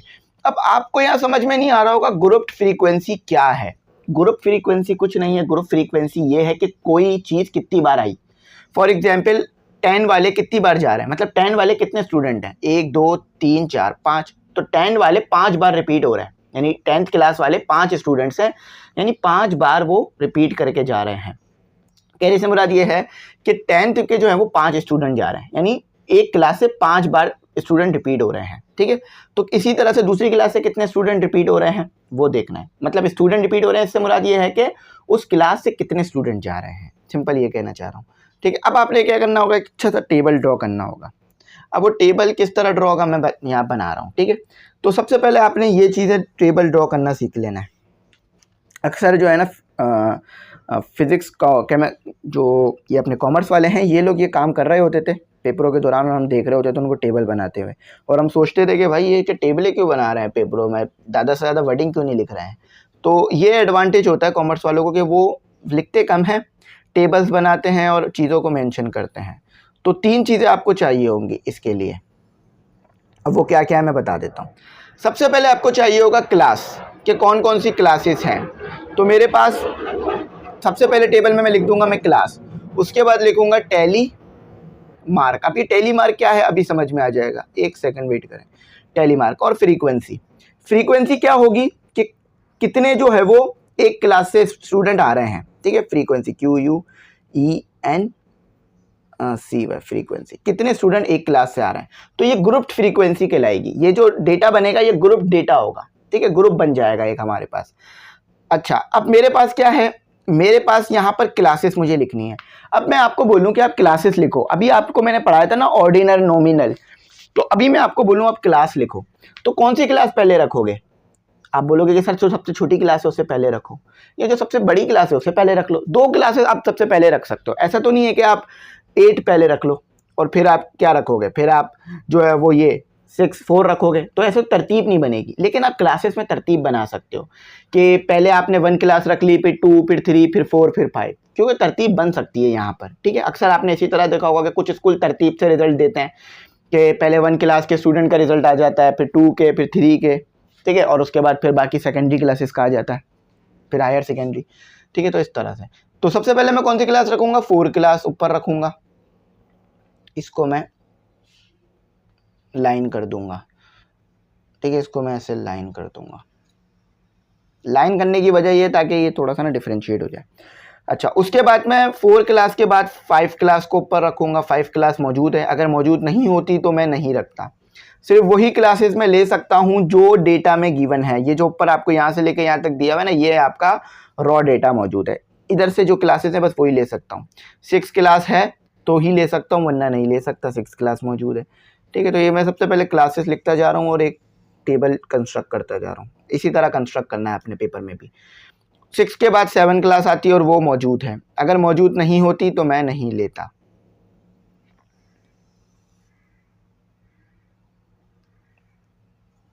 ठीक है। ये 7 क्लास आ गई। अच्छा, 7 क्लास के बाद 8 क्लास मौजूद है तो इसीलिए मैं ले लेता हूँ, अगर नहीं होती तो नहीं लेता। अच्छा, ये जो इस सवाल को भी बता देता हूँ, इसमें है क्या, हो क्या रहा है भाई। देखो, इस सवाल में जो है ना वो बच्चों को लेके जाया जा रहा है टूर पर, कंट्री के टूर पर। अब वो कोई भी कंट्री हो सकती है, उस टूर पे लेके जाया जा रहा है स्कूल की तरफ से, फ्रॉम स्कूल। अच्छा, स्कूल में से सी गायब है, ठीक है। स्कूल वाले टूर पे लेके जा रहे हैं, तो 20 स्टूडेंट हैं, तो आपने एक जो है वो रॉ डेटा दिया हुआ है आपको कि 20 स्टूडेंट हैं इस क्लास के, लेकिन अब आपने इसे एक ग्रुप में लेकर आना है, इसे एक क्लासिफाइड डेटा बनाना है कि कितने स्टूडेंट किस क्लास के हैं और कितने स्टूडेंट कौन सी क्लास के हैं। तो मुख्तलिफ स्टूडेंट मुख्तलिफ क्लासेस के, तो उनको एक टेबल में लेकर आना है, आपने एक अरेंज करके लिखना है। और ये आ गया आपके पास हमारी फेवरेट 9 क्लास, जो कि आप इससे प्रीवियस ईयर में थे, ठीक है, उससे प्रीवियस 8 में होंगे, उससे प्रीवियस 7 में। अब आ जाते हैं 10th में। ऐसा नहीं हो सकता कि कोई स्टूडेंट 10 में आ जाए बगैर 9 पढ़े। हाँ, 8 में आ सकता बगैर 7 पढ़े, लेकिन 10 में नहीं आ सकता बगैर 9 पढ़े।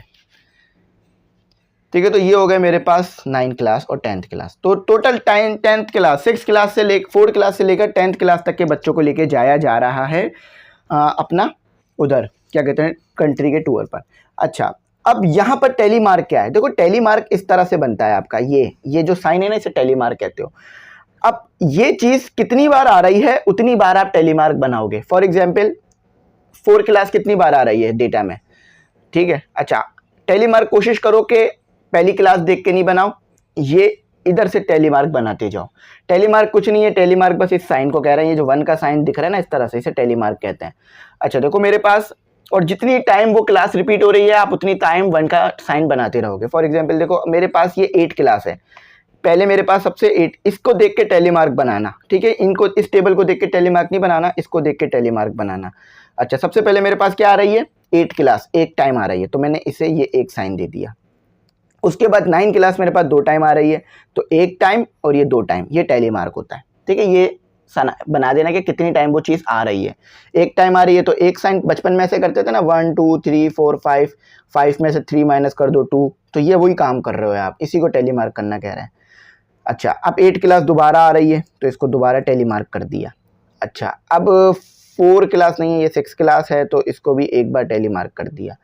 अब आ रही है मेरे पास दोबारा 9 क्लास आ रही है, ठीक है, इसको टेली मार्क। अगर इधर से करोगे ना तो फिर भूल जाओगे कितने रह गए, इधर से करोगे ना तो आसान से याद रहेगा। अब देखो मैं यहाँ पर 4 लगा दूँ, अब मुझे पता चलेगा कि भाई अगला 4 कौन सा है, मतलब मैंने यहाँ 4 लगा दिया, अब अगला नंबर कौन सा करना है 5 लगा दिए तमाम, तो मुश्किल होगी। इधर से करोगे ज़्यादा आसान होगा कि बार बार फिर ऊपर देखना नहीं पड़ रहा होगा, इधर तो फिर पहले इसको मैच करो फिर ऊपर मैच करो वाला चक्कर हो जाएगा। अच्छा, अब आ जाते हैं हम अपना 6 क्लास कहाँ तक हो गया था हमारा, देखो मैं भी भूल गया, चलो इसको देख लेते हैं। तो पहले मैंने लगा दिया था 8 क्लास, फिर मैंने लगा दिया था 2 टाइम 10 क्लास, फिर 8 क्लास मैंने लगा दिया, फिर मैंने, अगर भूल भी जाओगे तो आराम से लगा लोगे, 6 क्लास लगा दिया, फिर मैंने दोबारा 10 क्लास 9 क्लास लगा दिया। अब दोबारा 10 क्लास आ गई तो 10 क्लास दोबारा लगा देता हूँ, ठीक है। अब दोबारा 9 क्लास आ गई तो दोबारा 9 क्लास लगा देता हूँ, ठीक है। दोबारा 10 क्लास आ गई तो दोबारा 10 क्लास का एक टेली मार्क लगा देता हूँ।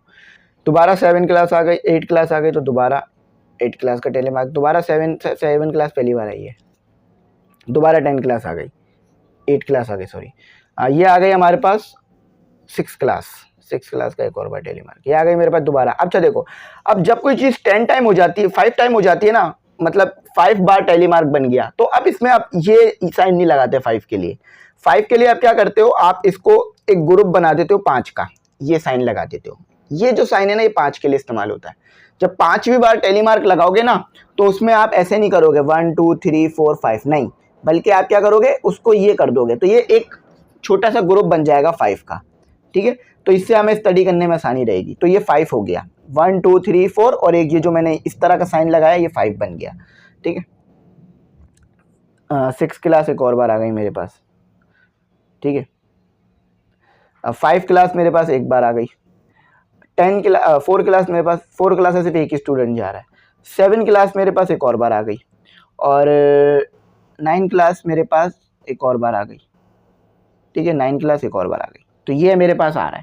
अब फ्रीक्वेंसी क्या है, ये जितने टेली मार्क आए ना उसको नंबर में करके लिख दो, यानी कितने बच्चे जा रहे हैं, कितनी बार रिपीट हो रहे हैं बच्चे। 4 क्लास से तो एक ही बार रिपीट हो रहा है बच्चा, एक ही बच्चा जा रहा है 4 क्लास से, 1, ठीक है, 1 ऐसा करके लिख दो, कहीं आप समझो टेली मार्क। 5 क्लास से कितनी बार रिपीट हो रहा है, फ्रीक्वेंसी क्या है कि रिपीट होना, कितने बार रिपीट हो रहे हैं एक जगह से चीज़ें। तो 5 क्लास से एक ही बच्चा रिपीट हो रहा है, यानी एक ही बच्चा जा रहा है, तो इसे 1 लिखोगे आप, 2 नहीं लिखोगे, ठीक है, 1 लिख दिया। अच्छा, इसी तरह से फ्रीक्वेंसी यानी कितने बच्चे रिपीट हो रहे हैं, 6 क्लास से 3 बच्चे रिपीट हो रहे हैं, 3 बच्चे जा रहे हैं। 7 क्लास से 2 बच्चे जा रहे हैं। 7 क्लास के बाद आपके पास आ गई, 7 क्लास के बाद आपके पास आ गई 6 क्लास के बाद आपके पास आ गई 7 क्लास, 7 क्लास के बाद आ गई आपके पास 8 क्लास। 8 क्लास से कितने बच्चे जा रहे हैं, 4, 1 2 3 4 बच्चे जा रहे हैं। अब 9 क्लास से भी 4 ही जा रहे हैं, और 10th क्लास से 5 बच्चे जा रहे हैं। अब इधर टोटल बना के लिखना होता है आपको, n = टोटल। तो ऐड कर लो सबको, सिंपल ऐड कर लो, आपके पास आ जाएगा। चलो ऐड करते हैं इसको, ठीक है। 1+1 +3 +2 +4 +4 +5 20, टोटल 20 बच्चे थे और 20 बच्चे ही यहाँ पर आ रहे हैं, यानी आपने काम बिल्कुल सही किया। तो अब ये क्लासिफाइड डेटा बन गया है। अब मैं आपसे पूछूं कि भाई 4 क्लास से कितने बच्चे जा रहे हैं, आप बोलेंगे सर 1, उसका टैली मार्क 1 है, टैली मार्क 1 आ रहा है और यहाँ पे फ्रीक्वेंसी में भी 1 आ रहा है। 5 क्लास से आप बोलेंगे 1, 6 क्लास से आप बोलेंगे 3। तो जो भी देखने वाला होगा उसको फौरन से पता चल जाएगा कि भाई 5 बच्चे किस क्लास से जा रहे हैं, 10। और इससे आप और भी डेटा निकाल सकते हो। इससे और डेटा ये निकाल सकते हो कि सबसे ज़्यादा बच्चे किस क्लास से जा रहे हैं, 10 क्लास से जा रहे हैं। सबसे कम बच्चे कौन सी क्लास से जा रहे हैं, 2 ऐसी क्लासेस हैं जिससे सबसे कम जा रहे हैं, वो है 4 और 5। कौन सी ऐसी क्लासेस है जिससे बराबर क्वांटिटी में बच्चे जा रहे हैं, एक तो 4 और 5 और दूसरा 8 और 10, 8 और 9। और भी डेटा निकाल सकते हो। कौन सी ऐसी क्लास है जिससे सिर्फ 2 ही बच्चे जा रहे हैं, वो है 7। तो और भी डेटा निकाला जा सकता है, सिर्फ इतना डेटा नहीं जो मैंने बताया, और भी निकल सकता है। तो ये काम होता है आपके पास ग्रुप्ड फ्रीक्वेंसी टेबल का, ठीक है। इसे आप ग्रुप फ्रीक्वेंसी टेबल भी कह सकते हो, या इसको ऐसे भी नाम से आ सकता है ये आपके पास कि क्लासिफाइड ग्रुप टेबल। तो भी यही टेबल बनाओगे कि टैली मार्क और फ्रीक्वेंसी लिखोगे और यहाँ पे क्लास लिख दोगे कि कौन कौन सी क्लास से कितने बच्चे हैं। अब इसका जो है ना वो करते हैं अपना क्वेश्चन नंबर 3। तो देखें स्टूडेंट, यहाँ पर मैंने क्वेश्चन नंबर 3 लिख दिया और ये टेबल मैंने बना दिया, लेकिन बनेगा किस तरह मैं बता देता हूँ। देखो लिखा हुआ है the mode of transport use by 20 students. 20 students हैं जो कि मुख्तलिफ मोड इस्तेमाल कर रहे हैं। मोड यानी कुछ लोग पैदल चल कर आ रहे हैं। आप भी किसी कोचिंग में जाते हैं या स्कूल में जाते हैं तो आप सबके सब स्कूल बस में तो नहीं आते होंगे, और ना ही सबके सब जो है अपने पेरेंट्स के साथ आते होंगे स्कूल। कुछ बच्चे जो हैं वो जिनका घर करीब है वो अकेले भी आ जाते हैं, ठीक है। उनके घर वाले देख रहे होते हैं उन्हें, वो खुद अकेले आ जाते हैं। खास तौर पे 9-10 के स्टूडेंट्स की बात कर रहा हूँ। और कुछ बच्चे जो हैं वो बस में आ रहे होते हैं, दूर घर है, स्कूल की बस या फिर स्कूल की वैन या फिर जो पब्लिक ट्रांसपोर्ट होती है। या कुछ बच्चे तो कार में भी आते हैं, भाई अमीर भी बच्चे होते हैं। और कुछ बच्चे पैदल भी आते हैं। अब पैदल यूँ भी आ रहे हो सकते हैं क्या घर गरीब हो, या बेचारे शायद गरीब भी हो। और कुछ बच्चे साइकिल पे भी आते हैं। तो आपने मुख्तलिफ तरीके से देखा होगा बच्चों को आते हुए, ठीक है। तो यहाँ पर सबसे पहले आपने क्या करना है, आपने ये बताना है कि आपने जो है वो ग्रुप फ्रीक्वेंसी टेबल बनाना है। यानी ग्रुप फ्रीक्वेंसी टेबल में आप क्या करेंगे कि यहाँ लिखेंगे मूड के किस किस तरीके से बच्चे आ रहे हैं। फिर यहाँ आप लिखेंगे टैली मार्क के कौन सा जो है वो बच्चा किस तरह आ रहा है। मतलब कौन सा बच्चा किस तरह आ रहा है से मुराद ये है कि कितने स्टूडेंट जो है वो पैदल आ रहे हैं, कितने स्टूडेंट जो है वो बस पे आ रहे हैं। तो अगर एक बार कोई बच्चा पैदल आया तो 1 टैली मार्क लगा देंगे, 2 बार आया है तो 2 टैली मार्क लगा देंगे। अब फ्रीक्वेंसी, कितनी फ्रीक्वेंसी रही, मतलब जो है वो कितने बच्चे जो है वो उन्होंने सेम तरीके से आए, यानी सेम तरीके से वॉक करके आए। 1 2 3 4 5 6 7, तो 7 बच्चे जो है वो वॉक करके आएंगे, यानी 7 बार रिपीट होगा वॉक करना। और फिर आता है आपके पास यहाँ पर एक और जगह, वो है आपके पास परसेंटेज फ्रीक्वेंसी। परसेंटेज फ्रीक्वेंसी कैसे निकलती है ये सबसे पहले बता देता हूँ। परसेंटेज जो होती है ना, बस वही चीज़ यहाँ पर परसेंटेज फ्रीक्वेंसी कह रहे हैं उसे। वो देखो परसेंटेज आपको क्या क्या बताती है कि आपने कितना परसेंट जो है वो हिस्सा लिया है उस टोटल में से। मतलब फॉर एग्जांपल आपकी आ रही है 80%। इससे क्या पता चल रहा होगा कि आपने 100 में से 80% नंबर ले लिए हैं। यानी अगर 100 नंबर थे तो आपके 80 नंबर आए हैं, 20% नहीं आए। इसी तरह से अगर कोई और नंबर है तो वो आप इसको हिसाब से लगा सकते हैं, ठीक है। तो परसेंटेज फ्रीक्वेंसी भी यही है कि टोटल 20 बच्चों में से कितने बच्चे जो हैं वो, टोटल 20 बच्चों में से कितने बच्चे जो है वो चल कर आए, कितने परसेंट बच्चे चल कर आए, और कितने परसेंट बच्चे जो हैं वो आपके बस में आए, ठीक है। और इस तरह से परसेंटेज बतानी है। तो इसे यहाँ पर वो परसेंटेज फ्रीक्वेंसी कह रहे हैं। परसेंटेज को सही से समझा करें क्योंकि परसेंटेज में बच्चे बड़ी प्रॉब्लम करते हैं। परसेंटेज फ्री, अब ये मुझे लिखने में बड़ा मुश्किल होगी क्योंकि ये टेबल तो मैंने बना दिया और ऊपर से फिर ये रिमूवेबल है ना, तो इसलिए चलो फिर फ्रीक्वेंसी के लिए फ्रीक्वेंसीज मैं यहाँ पूरा लिखूँ या नहीं, चलो लिख ही देता हूँ क्योंकि मुझे फार्मूला भी लिखना है यहाँ पे, QUENCIES।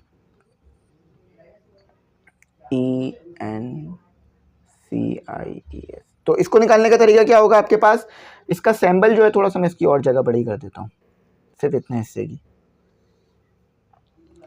क्योंकि यहाँ कैलकुलेशंस है ना, तो कैलकुलेशंस में मुझे जगह चाहिए होगी।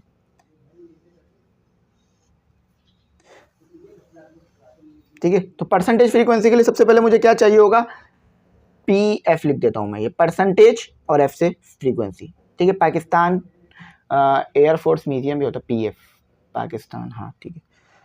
अच्छा, तो परसेंटेज फ्रीक्वेंसी का क्या फॉर्मूला है आपके पास, कि जो आपके पास फ्रीक्वेंसी यहाँ से आ रही होगी उसको डिवाइड करा देना टोटल नंबर से, जो कि n होगा आपके पास, जो कि यहाँ निकलेगा नीचे, और उसको मल्टीप्लाई करा देना 100 से। अभी समझ में आ जाएगी बात, ये मैं करके दिखा देता हूँ, ठीक है। ये आपके पास है मूट, ये आपके पास है मूट, ठीक है। ये आपके पास है मूट कि किस तरीके से लोग आ रहे हैं, क्या क्या करके आ रहे हैं, चल के, पैदल। तो आप चाहें तो वॉक पहले रखिएगा, क्योंकि पहले वॉक दिया हुआ ना, इसलिए वॉक पहले रखूंगा। उसके बाद फिर बाइक, बस, कार, जो चीज़ पहले दिया हुआ है वो। ये रॉ डेटा है, अभी इसको हम क्लासिफाइड कर रहे हैं। उसके बाद आपने निकालना होगा टैली मार्क, ठीक है। उसके बाद आप निकालेंगे क्या, टैली, अच्छा टैली होता है, ए होता है, मैं ई लिख रहा हूँ तेरे से, ए आता है यहाँ, टैली मार्क जगह है तो इसको थोड़ा सा ऐसे लिख देते हैं, TALLY, टैली मार्क, ठीक है। जिसके लिए आप एक 1 का साइन इस्तेमाल कर रहे होते हैं, लाइन इस्तेमाल कर रहे होते हैं। फिर होता है फ्रीक्वेंसी, फ्रीक्वेंसी FREQUENCI, फ्रीक्वेंसी, जिसे आप F से सैम्बल दे सकते हैं चाहे तो, ठीक है। अच्छा, अब सबसे पहले वॉक कर आ रहे हैं बच्चे, तो वॉक लिख दूंगा सबसे पहले मैं, ठीक है। सबसे पहले वॉक कर आ रहे हैं तो वॉक करके लिख दूंगा मैं। अच्छा, वॉक करने के बाद किस तरह आए, बाइक पर आए, तो इधर बाइक लिख दूंगा, एक मूड हो गया, मेरे पास बाइक भी आ गई। बाइक के बाद मेरे पास किस तरह आए, बस पर भी आए। उसके बाद कार पर भी कुछ बच्चे आ रहे हैं, तो कार भी लिखनी पड़ेगी। कार के बाद और कुछ तरीके से आ रहे हैं क्या, बस 4 ही तरीके से आ रहे हैं, 4 तरीके से बच्चे आ रहे हैं। बस में आ रहे हैं, गाड़ी में आ रहे हैं, चलकर आ रहे हैं, और पैदल आ रहे हैं। अच्छा, यहाँ पर बिलो की स्पेलिंग ठीक कर लीजिए, ये टी टाइप बन गया थोड़ा सा। अच्छा, टैली मार्क देख लेते हैं। वॉक करके एक बार आया बच्चा, और फिर दोबारा एक और बच्चा भी वॉक कर आ गया, तो और फिर दोबारा उसके बाद वॉक फिर बाइक, क्योंकि हम यहाँ रॉ वाइज देखेंगे, लाइन से लाइन। अच्छा, फिर बस से भी एक बच्चा आ गया, टैली मार्क एक और लगा दिया। फिर कार से भी एक और बच्चा आ गया, एक और टैली मार्क लगा दिया, ठीक है। अच्छा, कार से भी आ गया, उसके बाद एक और बच्चा वॉक कर आ गया।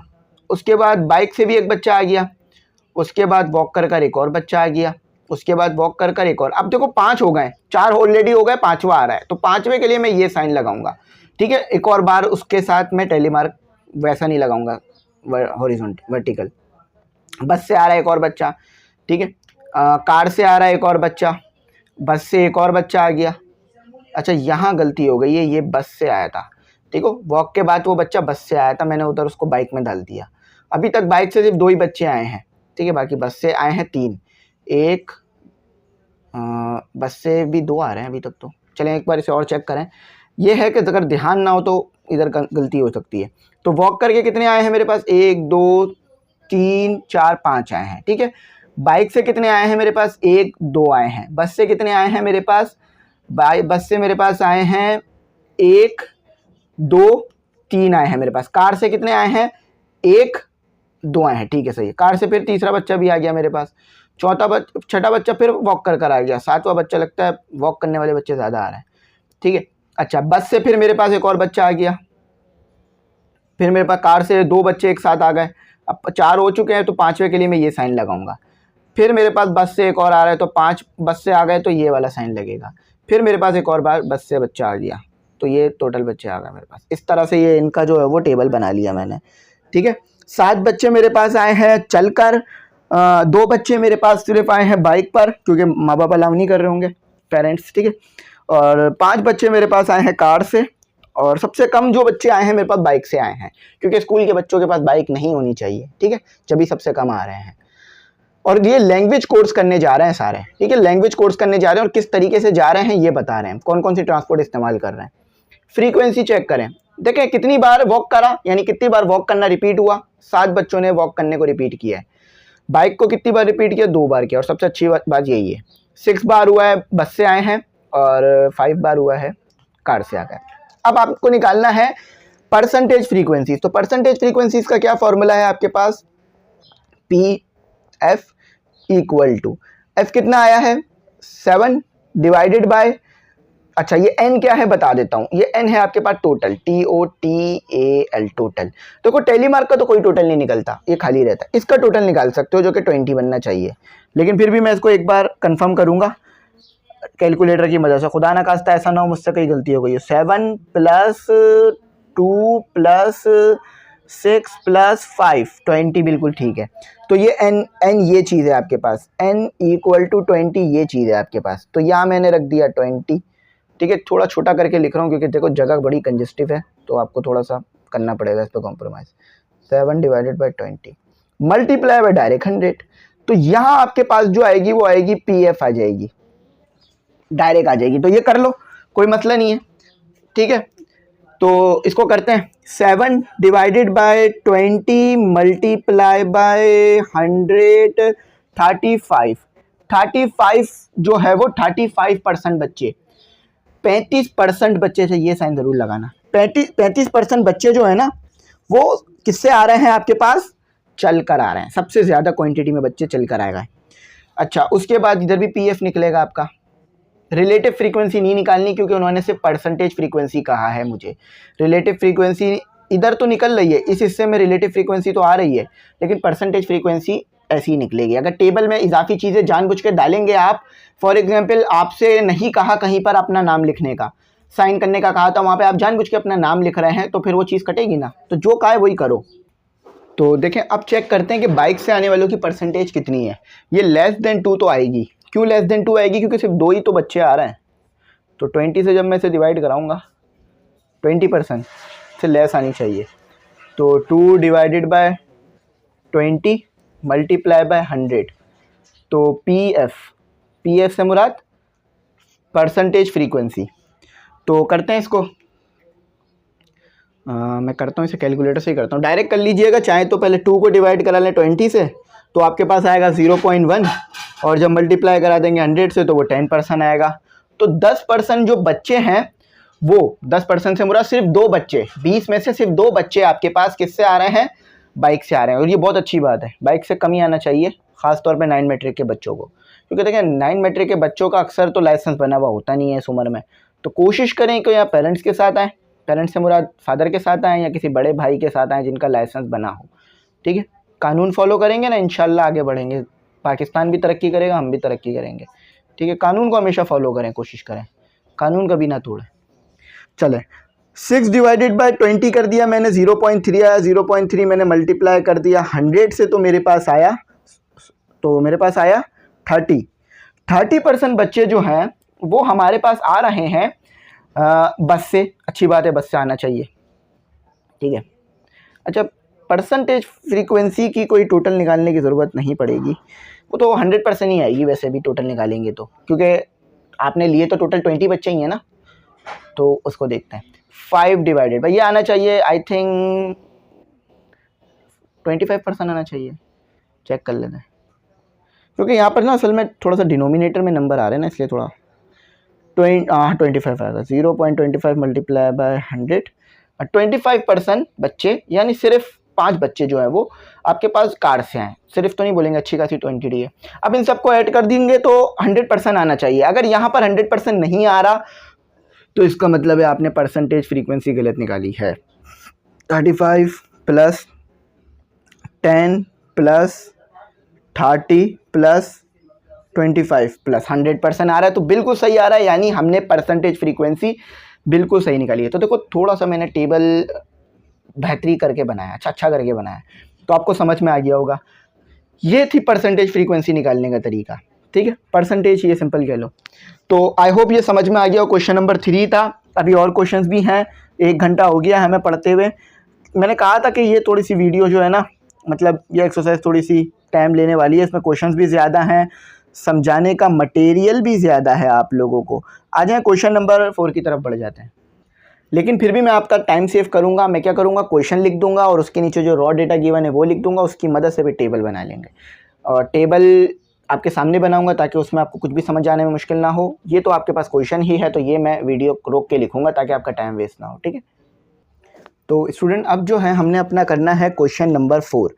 अब क्वेश्चन नंबर 4 बज़ाहिर तो आसान है, कोई ज़्यादा मुश्किल नहीं है, लेकिन इसमें जो एक चीज़ मुश्किल है ना वो ये है कि इधर जो है ना इन्होंने बहुत ज़्यादा लिख के दिया हुआ था, never, some time, often, really और ऑलवेज। तो मैंने क्या शॉर्ट फॉर्म करा कि नेवर के लिए एन लिख दिया सिंबल, एस के लिए मतलब सम टाइम के लिए एस लिख दिया, ऑफन के लिए ओ लिख दिया, रेली के लिए जो है वो मैंने क्या लिख दिया, रेली के लिए मैंने जो है वो आर लिख दिया। अब मैंने आर इसलिए लिखा है ताकि आपको पता चल जाए कि भाई ये रेली है, और आर सिर्फ रेली के लिए ही है और किसी और चीज़ के लिए नहीं होगा, ठीक है। और ए जो है वो ऑलवेज के लिए लिख दिया, सिर्फ शॉर्ट करने के लिए, क्योंकि इतना सारा मैं लिख नहीं सकता था, इतनी बड़ी जगह मेरे पास है नहीं, ठीक है। तो जहाँ जहाँ एन आ रहा है वो नेवर है, जहाँ जहाँ एस आ रहा है वो समटाइम है, जहाँ जहाँ ओ आ रहा है वो ऑफन है, और जहाँ जहाँ ए आ रहा है वो जो है वो ऑलवेज है, और जहाँ जहाँ आर आ रहा है वो रेली है, ठीक है। अच्छा, तो हमने क्या करना है, classify responses of 40 families on how frequently they spend vacation out of city in a grouped frequency distribution, also compute relative frequency। तो relative frequency मैं आपको बता दूंगा, जैसे हमने परसेंटेज फ्रीक्वेंसी निकाली ना उसी तरह निकलती है, बस मल्टीप्लाई 100 नहीं करिएगा तो आपकी निकल जाएगी। अब हमने जो है ना 40 फैमिलीज ली और उनसे पूछा कि आप जो है वो वेकेशन में आउट ऑफ सिटी जाना पसंद करते हैं या नहीं। तो कुछ ने बोला हाँ ऑलवेज, हमेशा करते हैं पसंद, कुछ ने बोला कभी पसंद नहीं करते, कुछ ने बोला कभी कभार पसंद करते हैं, कुछ ने बोला अक्सर पसंद करते हैं, और कुछ ने बोला रियली, वाकई। तो ये जवाबात दिए लोगों ने, मतलब हम हर किसी के पास गए और उनसे पूछा कि आप जो है वो आउट ऑफ सिटी जाना पसंद करते हैं वेकेशन में, तो हर किसी ने अलग अलग जवाब दिए। अब 40 फैमिलीज के साथ हमने ये काम किया, तो अब हमने क्या करना है, हमने वही ग्रुप फ्रीक्वेंसी डिस्ट्रीब्यूशन यानी ग्रुप फ्रीक्वेंसी टेबल बनाना है, जिसको यहाँ पे डिस्ट्रीब्यूशन कह दिया इन्होंने। तो बात वही कह रहे हैं कि ग्रुप फ्रीक्वेंसी टेबल बनाओ, ठीक है। तो सबसे पहले मैं क्या करूंगा, सबसे पहले जो है मैं अपना यहाँ पर ड्रॉ करूंगा, ठीक है। तो ड्रॉ करने के लिए सबसे पहले मैं यहाँ पर तो अपना वो लिखूंगा कि क्या रिस्पॉन्स मिला, ठीक है। रिस्पॉन्स यहाँ आ गया मेरा, ये जो मैंने कॉलम बनाया ये रिस्पॉन्स के लिए बनाया है, और ये जो मैंने कॉलम बनाया है वो टैली मार्क के लिए बनाया है, ठीक है। ये जो मैंने कॉलम बनाया है वो फ्रीक्वेंसीज के लिए बनाया है, और ये जो बड़ा सा मैंने कॉलम बनाया है ये मैंने बनाया है रिलेटिव फ्रीक्वेंसी के लिए। अब रिलेटिव फ्रीक्वेंसी का फॉर्मूला भी बता दूंगा, इधर थोड़ी ज़्यादा जगह चाहिए होगी, ठीक है। तो यहाँ थोड़ी मुझे ज़्यादा जगह चाहिए होगी क्योंकि फार्मूला भी लिखना है और बाकी चीज़ें इधर ही लिखनी है। थोड़ा सा मैं इधर कर देता हूँ ताकि आपको बेहतर नज़र आ जाए। अब टेबल अच्छा नज़र आ रहा होगा। तो टोटल रिस्पॉन्सेज 5 ही हैं, यानी 5 तरीके के रिस्पॉन्स लोगों ने दिए हैं। तो सिर्फ मुझे यहाँ पर टोटल 5 रॉस निकालनी होगी। एक रो तो वो हेडिंग की हो गई और वैसे 5 रॉस आएंगी। तो ये दूसरी रो निकल गई, ये तीसरी रो निकल गई मेरे पास, ये चौथी रो निकल गई मेरे पास, और अब नीचे एक और रो भी चाहिए होगी जिसमें मैं टोटल लिखूंगा, ठीक है। ये मेरी एक और रो आ गई। अच्छा, थोड़ा सा तो टेबल सही बन रहा है, साफ़ सुथरा बन रहा है ताकि आपको अच्छी तरह समझ में आ जाए इंशाल्लाह। ये टोटल मेरी रॉस हो गई, ठीक है। तो यहाँ मैं लिखूंगा रिस्पॉन्स, यानी उन फैमिलीज़ का क्या रिस्पॉन्स रहा मेरे सवाल पर कि आप लोग आउट ऑफ द सिटी जाना पसंद करते हैं या नहीं करते। तो ये हो गया मेरा ये उन फैमिलीज़ का रिस्पॉन्स हो गया, ठीक है। रिस्पॉन्सेस हो गई। यहाँ पर आ गया आपका टैली मार्क, टैली मार्क आ जाएगा यहाँ आपका, ठीक है। यहाँ आ गई आपकी फ्रीक्वेंसी के कितनी बार किस फैमिली ने क्या जवाब दिया, कितनी बार जो उनका जवाब है सेम फैमिलीज का रिपीट हो रहा है, मतलब कि कौन सा जवाब जो है वो मतलब कौन सा जवाब जो है बार बार आ रहा है, कौन कौन सी फैमिलीज दे रही हैं, जो कि एफ से होगा। अब आ जाते हैं रिलेटिव फ्रीक्वेंसी क्या होती है। तो रिलेटिव फ्रीक्वेंसी का मतलब वो नहीं है रिश्तेदार वाली फ्रीक्वेंसी, नहीं। रिलेटिव फ्रीक्वेंसी बस इसमें आप परसेंटेज में नहीं लिखते, 100 से मल्टीप्लाई नहीं करते हैं, ठीक है। Frequencies QUENCIES frequencies. तो इसका फॉर्मूला होता है RF, R से रिलेटिव, F से फ्रीक्वेंसीज, और इसका फॉर्मूला होता है आपके पास यहाँ पर आपके पास होता है F divided by N। F divided by N, जो टोटल होता है ना उसको नीचे रखते हैं और जो आ रहा होता है फ्रीक्वेंसी में उसको ऊपर रखते हैं। तो ये आपके पास रिलेटिव फ्रीक्वेंसी का फॉर्मूला आता है आपके पास इस तरह से, ठीक है। तो अब सबसे पहले कौन कौन से रिस्पॉन्स आए, सबसे पहला रिस्पॉन्स आया था नेवर का, तो इसलिए मैं नेवर को ऊपर लिखूंगा, NEVER नेवर, और जिसे मैंने N से डिनोट किया टेबल में। उसके बाद जो रिस्पॉन्स आ रहा है वो मेरे पास आ रहा है रेली का, तो रेली को मैं ऊपर रखूंगा, ठीक है। रेली से मुराद ये वो वाली रेली नहीं है जो निकलती है, ये रेली से मुराद है वाकई, ठीक है, रेली। अच्छा, उसके बाद मेरे पास रिस्पॉन्स आ रहा है ऑफन, अक्सर, यानी कभी अक्सर हम चले जाते हैं जब भी टाइम मिलता है, पैसे होते हैं। अच्छा, उसके बाद अक्सर आ रहा है सम टाइम। बहुत से लोग जो है वो कभी कभार ही बाहर मुल्क जाते हैं वेकेशंस के लिए, क्योंकि भाई आसान नहीं है, कुछ लोग तो ज़िंदगी भर भी नहीं जा पाते हैं क्योंकि बहुत महंगा होता है बाहर मुल्क वेकेशन निकालना। उसके बाद आता है आखिर में आपके पास, एक और भी आना चाहिए था, उसके बाद आ रहा है ऑलवेज, क्योंकि नेवर तो ले चुके ना, ऑलवेज उसके बाद आ रहा है, सबसे आखिर में आ रहा है ऑलवेज, ठीक है, ये ऑलवेज हो गया। तो ये 5 जवाब आ गए, और यह आखिर में जो लिखूंगा मैं टोटल लिख दूंगा। टोटल में यहाँ अगर 100 नहीं आया, आपने जो निकालोगे ना उसमें, तो अगर 100 नहीं आ रहा तो इसका मतलब है, सॉरी 1 नहीं आया, यहाँ 1 आना चाहिए, 100 नहीं 1, अगर 1 नहीं आया तो आपने गलत किया है, ठीक है। तो ये इस तरह टेबल बनाना है, बनाते रहिएगा, इस तरह से ही टाइम लगेगा, लेकिन यही टेबल बनाने का तरीका है, अगर ये फॉलो नहीं किया तो मार्क्स कट जाएंगे। चलें, अब तो देखते हैं नेवर कितनी बार आ रहा है। एक बार आ रहा है, टेली मार्क लगा दिया। रेली कितनी बार आ रहा है, एक बार। ऑफन कितनी बार आ रहा है, एक बार। अच्छा, इधर थोड़ा जगह ज़्यादा चाहिए होगी तो इसलिए करीब करीब कर लेना है। नेवर एक बार, रेली एक बार, ऑफन एक बार आ रहा है, सम टाइम एक बार आ रहा है, नेवर ये दूसरी बार भी आ गया, रेली दूसरी बार भी आ गया, ऑलवेज एक बार आ गया, फिर ऑफन आ गया। टेली मार्क लगाता जा रहा हूँ, जितनी बार आ रहा है टेली मार्क एक बार बनाता जा रहा हूँ। ऐसा आ रहा है सम टाइम, फिर नेवर आ रहा है, फिर सम टाइम आ रहा है, फिर ऑलवेज आ रहा है, फिर सम टाइम आ रहा है, फिर रेली आ रहा है, फिर नेवर आ रहा है, ठीक है, फिर सम टाइम दोबारा आ गया। सम टाइम 5 बार हो गया, तो अब 5 बार के लिए ये लगा देते हैं। फिर सम टाइम आ गया, फिर दोबारा सम टाइम आ गया, फिर 2 बार ऑलवेज आ गया, फिर एक बार और सम टाइम आ गया, सम टाइम बहुत बार आ रहा है, ऑफन 2 बार आ गया, नेवर एक और बार आ गया, यानी टोटल 5 बार हो गया, ठीक है। फिर ऑफन आ रहा है, ये भी 5 बार हो गया, तो इसे भी ये कर देंगे। फिर आ रहा है मेरे पास रेली, रेली लिख दिया। फिर सम टाइम दोबारा आ गया, फिर मेरे पास आ रहा है ऑलवेज, 5 बार, ये भी हो गया। फिर मेरे पास आ रहा है रेली, ये भी 5 बार हो गया। फिर आ रहा है मेरे पास ऑलवेज, ठीक है। फिर ऑफन 2 बार आ रहा है, फिर मेरे पास आ रहा है ऑलवेज, एक और बार आ गया। फिर नेवर मेरे पास एक और बार आ गया, फिर एक और ऑलवेज आ गया मेरे पास, फिर सम टाइम एक और बार, ये दोबारा 5 बार, ये 10 बार हो गया, ठीक है।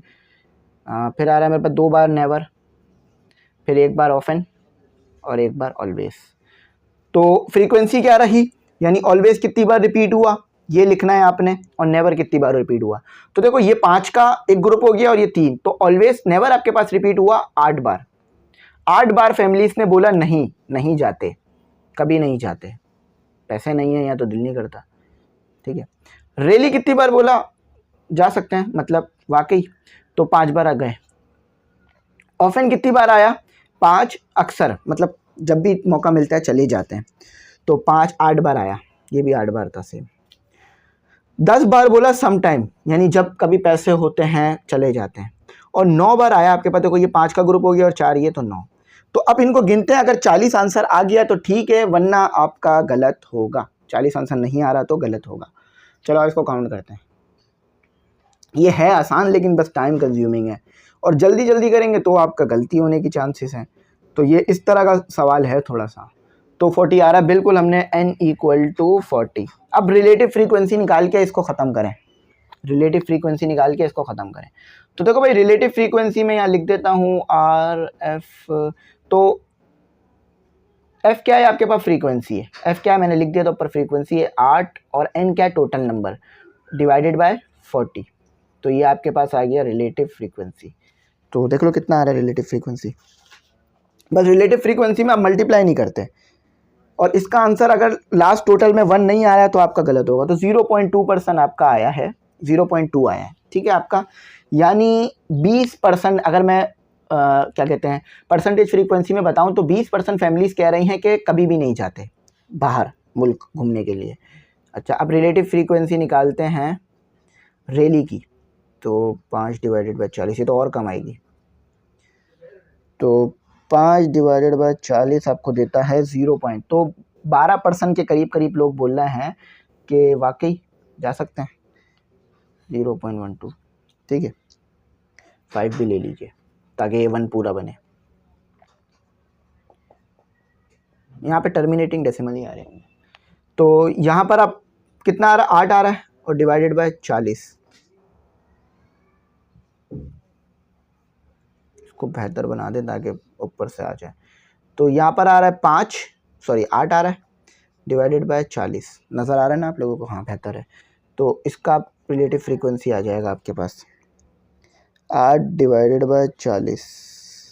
तो इसका भी 0.2% सेम ही आएगा क्योंकि ऊपर भी तो यही आ रहा है, 0.2 आ रहा है। अच्छा, अब इसकी रिलेटिव फ्रीक्वेंसी निकालते हैं 10। तो ये तो मेरे ख्याल से आना चाहिए 30% आना चाहिए, आई थिंक। नहीं, 30% से कम आएगा। 10 डिवाइडेड बाय 40 25% आ रहा है, 25 आ रहा है, 0.25। अच्छा, अब आखिरी है हमारे पास 9%, 9 है, तो डिवाइडेड बाय 40। तो 9 डिवाइडेड बाय 40 आपके पास बना 0.225%। अब इन सबको ऐड करने से अगर 1 आंसर आ रहा है तो आपने आंसर बिल्कुल सही निकाला है, वरना गलती की होगी। तो चलो सबको ऐड करते हैं। 0.2 प्लस 0.125 आप भी से ऐड कर लीजिए, प्लस 0.2 प्लस 0.25 प्लस 0.225, बिल्कुल एक्यूरेट 1% आ रहा है, यानी हमने बिल्कुल सही काम करा है। तो ये था आपके पास आंसर क्वेश्चन नंबर 4 का, और ये टेबल आपने बनाना है क्वेश्चन नंबर 4 में बिल्कुल एज इट इज, बुक में भी, यहाँ भी, कॉपी में भी, बोर्ड में भी, बोर्ड के पेपरों में भी, हर जगह। या मैंने समझा दिया था कि एन का मतलब नेवर है, एस का मतलब समटाइम है, ओ का मतलब ऑफन है, आर का मतलब रेली है, ए का मतलब ऑलवेज है, ताकि जगह सेफ हो जाए। अब देखो काम आसान भी हो गया और जल्दी भी हो गया, 8-10 मिनट में हो गया होगा शायद टेबल। क्वेश्चन नंबर 5 करते हैं। तो स्टूडेंट अब जो है हमने एक सवाल और करना है, वो है क्वेश्चन नंबर 5 है। टोटल 11 क्वेश्चंस हैं अभी, और बाकी क्वेश्चंस भी करेंगे। तो कहा जा रहा है कि organise the colour of caps of prefect of various school in frequency table. तो प्रीफेक्ट है, प्रीफेक्ट वो बनाते हैं ना स्कूल के अंदर आप लोगों को, ये थोड़ा सा लिख लेना, मैंने ऐसे परफेक्ट लिख दिया है, प्रीफेक्ट है। तो प्रीफेक्ट बनाया जाता है ना स्कूल में, ताकि बच्चों की देखभाल करी जा सके, बच्चों की जो प्रॉब्लम है वो टीचरों को पता चल सके। अगर टीचर क्लास में ना हो तो बच्चों को देखा जा सके कि कोई शरारत ना करे, और करे तो नाम बता दिया जाए, तो वो बनाया जाता है। तो organise the colours of caps of prefect of various school. तो मुख्तलिफ स्कूल के प्रीफेक्ट मौजूद हैं, मतलब कोई सेमिनार हो रहा है और कोई जो है वो फंक्शन हो रहा है, वहाँ पर मुख्तलिफ स्कूल्स के बच्चे मौजूद हैं और उन्होंने प्रीफेक्ट्स हैं, वो यानी वो लोग क्लास के मॉनिटर से समझ लीजिए, वो समझते थे ना, कहते हैं ना मॉनिटर्स, यहाँ बोलते तुम्हारा कंप्यूटर कहाँ है, तो वही है। तो वो मॉनिटर्स हैं, अब उन्होंने मुख्तलिफ कैप पहनी हुई है। अब मुख्तलिफ कैप क्यों पहनी हुई है? क्योंकि मुख्तलिफ स्कूल्स के बच्चे हैं वो, अगर सब एक ही जैसी कैप पहन लेंगे तो समझ में नहीं आएगा, ठीक है, पहचान में नहीं आ रहे होंगे, तो इसलिए उन्होंने मुख्तलिफ कलर के कैप पहन रखे हैं। तो बस आपको कह रहे हैं कि आप जो है वो फ्रीक्वेंसी टेबल बना दो, फ्रीक्वेंसी टेबल बना दो इन बच्चों का, यानी किस बच्चे ने कौन सी कैप पहनी हुई है उसका फ्रीक्वेंसी टेबल। तो सबसे पहले मैं क्या करता हूँ, मैंने जो इन्होंने कैप्स पहन रखी है ना वो लिख देता हूँ ताकि आपको समझ में आ जाए बात, ठीक है। तो मैंने यहाँ पर कलर्स लिख दिए हैं तमाम के तमाम। तो अब इसका टेबल बना लेते हैं। तो टेबल बनाने में सबसे पहले हमें क्या, हेडिंग के लिए कुछ लाइन चाहिए होंगी। देखो इन्होंने सिर्फ ये कहा है आपको कि आप फ्रीक्वेंसी टेबल बनाओ, percentage frequency table, relative frequency table, या किसी भी किस्म का ऐसा कोई लफ्ज़ इन्होंने इस्तेमाल जब नहीं करा तो आप भी नहीं करिएगा। जानबूझ के रिलेटिव फ्रीक्वेंसी, परसेंटेज फ्रीक्वेंसी को ऐड मत करिएगा। टोटल देख लेते हैं कि हमारे पास कितनी चीज़ें हैं। ब्लैक है, ब्लू है, ब्राउन है, एक 4-5 चीज़ें हैं हमारे पास, 4 कलर है हमारे पास। एक ब्लैक हो गया, दूसरा ब्लू हो गया, तीसरा ब्राउन हो गया, चौथा मेरे पास ग्रीन हो गया, और उसके अलावा रेड 5 कलर हो गए। तो 5 मुझे कॉलम्स, 6 कॉलम्स, थोड़ी 7 कॉलम्स चाहिए होंगी। एक कॉलम हेडिंग के लिए, एक कॉलम टोटल के लिए, और बाकी की 5 कॉलम्स जो है वो मुझे कैप्स के लिए चाहिए होंगी। तो 1 2 3 हो गया, ये 4 कॉलम्स आ गई, ये 5वीं कॉलम भी आ गई मेरे पास, ये 6ठी कॉलम भी आ गई मेरे पास, और ये आखिरी में 7वीं कॉलम हो गई, ठीक है। ये मेरा काम हिसाब किताब पूरा कर देगा। अच्छा, बस इधर 3 ही मुझे, सॉरी ये रॉस थी बनाई थी मैंने, अब मुझे कॉलम बनानी होगी। कॉलम मुझे कितनी चाहिए? कॉलम मुझे 3 ही चाहिए। एक में कलर लिखूँगा, एक में मैं टैली मार्क लिखूँगा, और एक में मैं फ्रीक्वेंसी लिखूँगा, ठीक है। फ्रीक्वेंसी टेबल का है उन्होंने, तो ये मैंने कलर के लिए एक कॉलम बना ली, और एक कॉलम दो कॉलम मैंने, एक कॉलम टेली मार्क के लिए और एक कॉलम फ्रीक्वेंसी के लिए बना ली। तो फ्रीक्वेंसी QUENC, फ्रीक्वेंसी जैसे एफ से भी लिख सकते हो सिंबलाइज। टेली मार्क कर दो, टेली और ये मार्क, ठीक है, टेली मार्क कर दो। अच्छा, टेली मार्क करने के बाद अब जो है आप यहाँ पर कलर लिख दो, COLOUR कलर लिख दो। अच्छा, जो अब आगे सबसे पहले कौन सा कलर है, ब्लैक कलर आ गया मेरे पास, तो ब्लैक कलर ही मैं पहले लिख देता हूँ। उसके बाद मेरे पास ब्लू कलर है, तो ब्लू कलर मैं दोबारा में लिख देता हूँ। उसके बाद मेरे पास ब्राउन कलर है, तो मैं ब्राउन कलर लिख देता हूँ, जिसका बी बेहतर नहीं है, ठीक है। उसके बाद मेरे पास ग्रीन कलर भी है, ग्रीन कलर लिख देता हूँ। और आखिर में मेरे पास रेड कलर है, ठीक है, रेड कलर है। और उसके बाद आखिर में मेरे पास आएगा TOTAL, टोटल। अच्छा, अब टेली मार्क्स की बारी आ गई है। एक टेली मार्क दे दिया ब्लैक को, एक टेली मार्क दे दिया ब्लू को, दूसरा टेली मार्क दोबारा ब्लैक को, फिर ब्राउन को एक टेली मार्क, फिर ग्रीन को एक टेली मार्क, फिर ब्लू को दोबारा टेली मार्क, ब्लैक को एक और टेली मार्क। तो इस तरह करेंगे, जल्दी आपका हाथ भी तेज़ हो जाएगा करने में। ब्राउन को 2 बार टेली मार्क करेंगे, ग्रीन को 1 बार टेली मार्क करेंगे, रेड अभी तक 1 बार भी नहीं आया है, ब्लू 1 बार टेली मार्क होगा, ग्रीन दूसरी बार, रेड अब टेली मार्क हो रहा है, ब्लैक फिर टेली मार्क होगा, अब रेड दोबारा, ब्लू फिर दोबारा, रेड फिर दोबारा, ग्रीन फिर दोबारा, ब्लैक 5 टाइम आ गया और आखिर में रेड तो आ गया। तो अब लिख दो बस यहाँ पर ब्लैक कितनी बार आ रहा है, 5 टाइम्स आ रहा है, मतलब 5 बच्चे ऐसे हैं जिन्होंने ब्लैक कैप को वेयर कर रखा है, पहन रखा है। ब्लू कितनी बार आ रहा है, 4 टाइम्स आ रहा है। ब्राउन कितनी बार आ रहा है, 3 टाइम्स आ रहा है, 3 टाइम्स ही ना, हाँ 3 टाइम्स है। और ग्रीन भी आपके पास 4 टाइम है और रेड भी आपके पास 4 टाइम है। अब देखो टोटल कितने स्टूडेंट थे, 1 2 3 4 5 6 7 8 9 10 11 12 13 14 15 16 17 18 19 20 स्टूडेंट्स थे। तो अगर ये 20 आ जाता है ऐड करने पर तो समझ लीजिए आपने सही काम कर रखा है। अगर ये 20 नहीं आता तो कहीं ना कहीं गड़बड़ है। 19 भी नहीं आना चाहिए, ना ही 21 आना चाहिए। अगर ऐसा हो रहा है तो फिर आप गलती कर रहे हैं। तो बिल्कुल 20 आ रहा है। देखो 5 4 9 9 3 12 12 4 16 16 4 20। तो 4 क्यों लिखा है, 20 क्यों लिखा है, ठीक है। ये n है आपका, ये आंसर है इसका, बिल्कुल ऐसा ही टेबल बनेगा। अब देखिएगा जानबूझ के अपनी तरफ से परसेंटेज फ्रीक्वेंसी या रिलेटिव फ्रीक्वेंसी को इंक्लूड नहीं करिएगा, क्योंकि उन्होंने सिर्फ आपको कहा है फ्रीक्वेंसी टेबल। उनके लिए कोई मुश्किल नहीं थी, यहाँ वो ये लिख दें कि परसेंटेज फ्रीक्वेंसी भी बताओ और रिलेटिव फ्रीक्वेंसी भी बताओ। जब तक नहीं कहा जाता क्वेश्चन में नहीं करें। अगर किसी स्टूडेंट को नहीं कहा क्वेश्चन में ये चीज़ करो और वो करता है तो मैं उसके नंबर काट लेता हूँ और अक्सर पूरा क्वेश्चन भी काट देता हूँ। क्यों? क्योंकि जब आपको इसका हमने नहीं कहा तो आप वो क्यों कर रहे हैं, आप क्यों जो है वो इजाफी काम कर रहे हैं, आप क्यों टाइम वेस्ट कर रहे हैं अपना भी और टीचर का भी। तो जब तक आपको नहीं कहा जा रहा ये भी चीज़ निकालो तो वो नहीं निकालें। हाँ, अगर ज़रूरत ही है उस चीज़ के बगैर, वो चीज़ निकल ही नहीं सकती जो कि बोली गई है, तो फिर तो वो निकालना ही लाजमी है। जैसे कि परसेंटेज फ्रीक्वेंसी निकल ही नहीं सकती फ्रीक्वेंसी के बगैर, तो फ्रीक्वेंसी तो आप निकालेंगे। कहीं ऐसा ना हो परसेंटेज फ्रीक्वेंसी निकालने का कहा था आपने, फ्रीक्वेंसी ही नहीं निकाली। क्यों? क्योंकि आपने कहा कि उसमें फ्रीक्वेंसी नहीं कहा था। तो भाई देखो परसेंटेज फ्रीक्वेंसी बगैर फ्रीक्वेंसी के कैसे निकालोगे, क्योंकि उसके ऊपर तो आपने फ्रीक्वेंसी रखनी थी। तो फ्रीक्वेंसी क्या है कि कोई चीज़ कितनी बार रिपीट हो गई है, ठीक है। तो ब्लैक कैप 5 बच्चे पहने हुए नजर आए हैं, ब्लू कैप 4, ब्राउन कैप 3 बच्चे, ग्रीन कैप 4 बच्चे और रेड कैप 4 बच्चे। एक कौन सा ऐसा कैप है, ये कौन सा ऐसे कैप हैं जो कि सेम टाइम पहने गए हैं।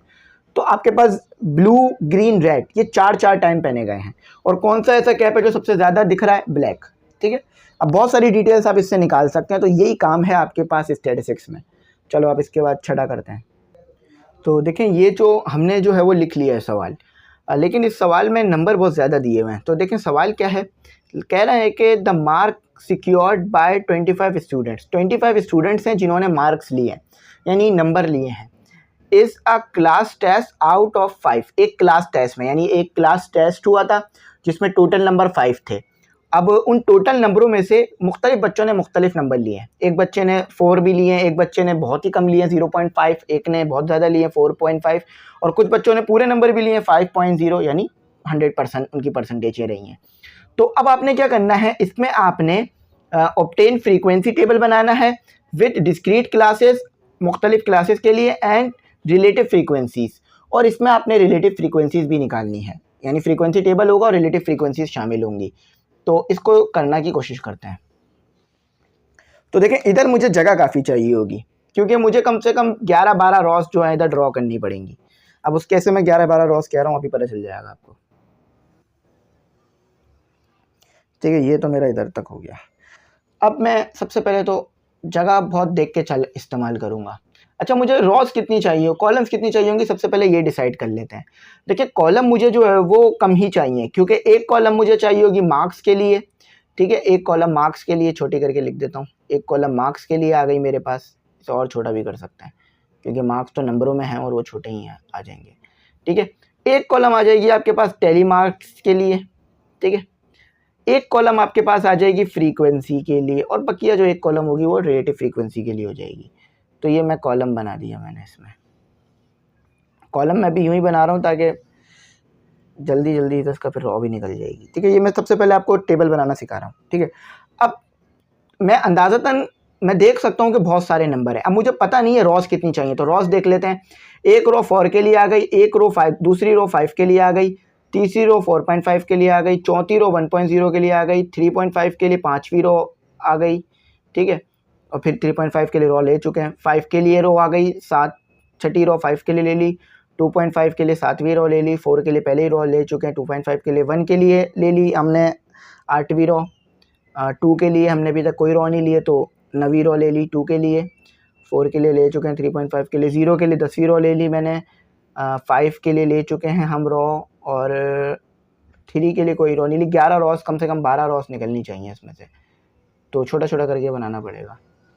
एक, ठीक है, एक हो गया। अच्छा, ये तो इतना छोटा हो गया, इसमें तो लिखना भी मुश्किल हो जाएगा।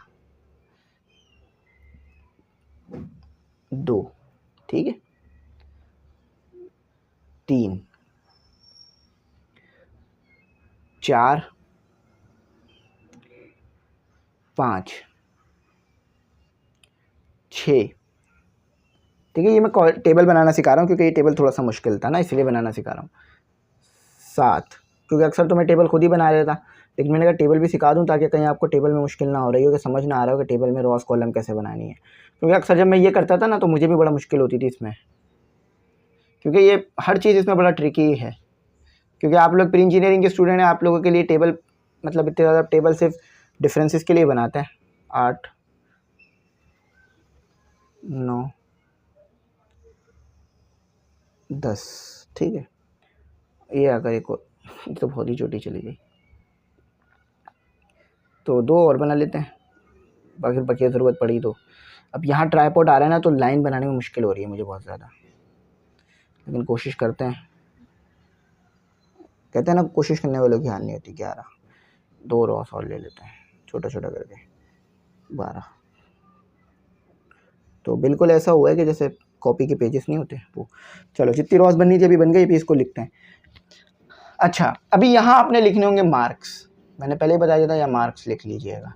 यहाँ लिख लीजिएगा टेली मार्क, ये वाले मार्क है जो नंबर बच्चों ने लिए, और ये टेली मार्क वाला टेली मार्क है, टेली मार्क्स। ये frequency, FR frequency, QUENCY frequency, और ये आ गया ये आपके पास रिलेटिव फ्रीक्वेंसी, जो कि उन्होंने कहा है निकालने के लिए, रिलेटिव फ्रीक्वेंसी, QUENCIES। अच्छा देखो, मैं रिलेटिव फ्रीक्वेंसी को ऐसे भी लिख सकता हूँ, रिलेटिव फ्रीक्वेंसी के यहाँ मेरे पास आ जाएगा फ्रीक्वेंसी, और डिवाइड में आ जाएगा मेरे पास टोटल नंबर। ठीक है, क्योंकि मेरे पास जगह नहीं है ना, तो चाहे ऐसे लिख लो या ऐसे लिख लो, बात एक ही होती है। ठीक है, बहुत सी बुक्स में आपको ऐसे भी लिखा हुआ मिलता है पहले वाले तरीके से। तो स्टूडेंट, यहाँ पर एक चीज़ का हमने बहुत ज़्यादा ध्यान रखना है, और उन्होंने हमें यहाँ कहा भी है कि डिस्क्रीट क्लासेस। ठीक है, इसका मतलब ये है कि जिसने सबसे कम नंबर लिए उसको ऊपर रखिएगा, और जिसने सबसे ज़्यादा नंबर लिए उसको सबसे नीचे रखिएगा, और फिर जो इन कम और ज़्यादा के दरमियान आ रहे हैं उनको वहाँ रखिएगा।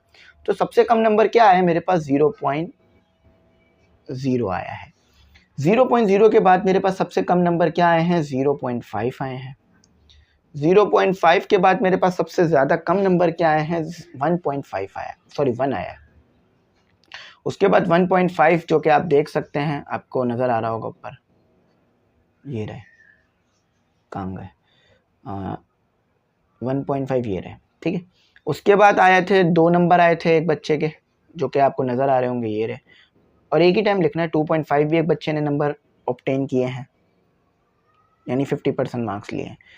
और एक बच्चे ने 3 नंबर भी लिए हैं, 3 नंबर भी लिए हैं, एक बच्चे ने 3.5 नंबर भी लिए हैं, 4 नंबर भी लिए गए हैं एक बच्चे की तरफ से। क्लास में रिजल्ट आता है तो ऐसे ही निकलता है।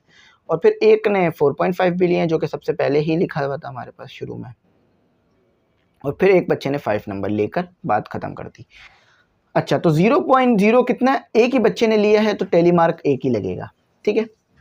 अच्छा, उसके बाद यहीं से चेक करते हुए जाते हैं, इसको हटा दें, आगे से ही चेक करते हुए जाते हैं, वरना आगे पीछे हो जाएंगे, बहुत मुश्किल हो जाएगी। 4 नंबर कितने ले लिए? सिर्फ एक, अभी एक ने लिया तो एक का टेली मार्क 0.5, उसके बाद 4.5, उसके बाद 1.0, उसके बाद 3.5 एक और टाइम, 5 एक ही टाइम आ रहा है, 2.5, 4, 2.5 अगेन। इस तरह से अगर करेंगे ना तो सही सही रहेगा। 2.0, 0.4, 3.5,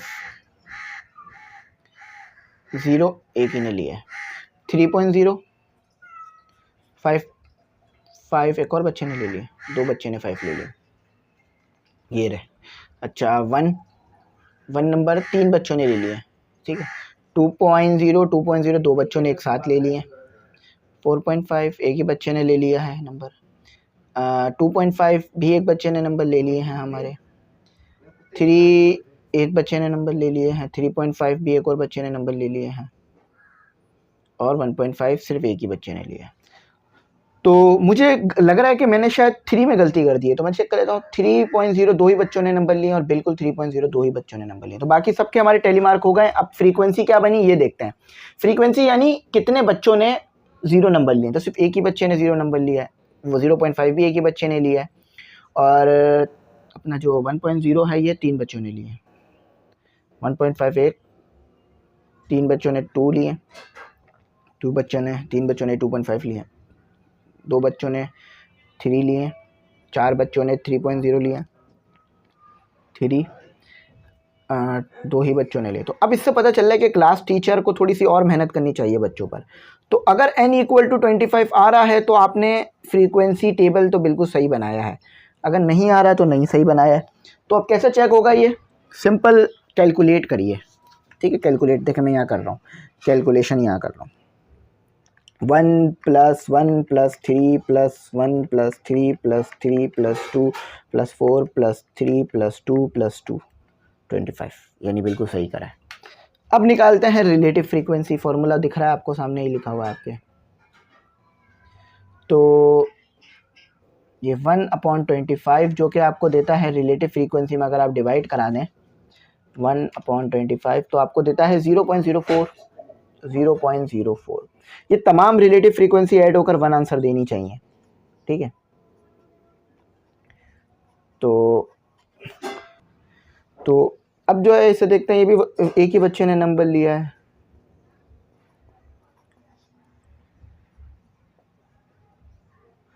थ्री डिवाइडेड बाई 2.5, ठीक है। तो 3 देखते हैं कितना है बच्चों ने लिया। 3 लिया है हमारे पास 0.12 ने 0. ठीक है, ये आ गया, इसकी रिलेटिव फ्रीक्वेंसी आ रही है। रिलेटिव फ्रीक्वेंसी में जो फ्रीक्वेंसी आई है उसको टोटल नंबर से डिवाइड करना है। 1/25, तो ये वही सेम नंबर आ जाएगा जो ऊपर आया था हमारे पास 0.04, ठीक है। तो अब आगे देखते हैं आगे क्या करना है हमने। 3 डिवाइडेड बाई 25, तो ये नंबर हमारे पास ऊपर भी आया था, उसी को डाल लेते हैं 0.12। देखें यहाँ करा था ना 3 डिवाइडेड बाई 25। अच्छा, अब नीचे करते हैं, दोबारा वही सेम नंबर आ रहा है, तो वही वैल्यूज भी देगा जो ऊपर उसने वैल्यू दी थी 0. क्योंकि सेम डिवाइड करोगे तो सेम ही चीज़ आएगी ना, ठीक है। R डिवाइडेड बाई F, तो 2 डिवाइडेड बाई 25, तो 2 को डिवाइड कर दीजिए 25 से, आपका आंसर आएगा, आपका आंसर आ रहा है 0.08 सॉरी। तो 4 डिवाइडेड बाई 25,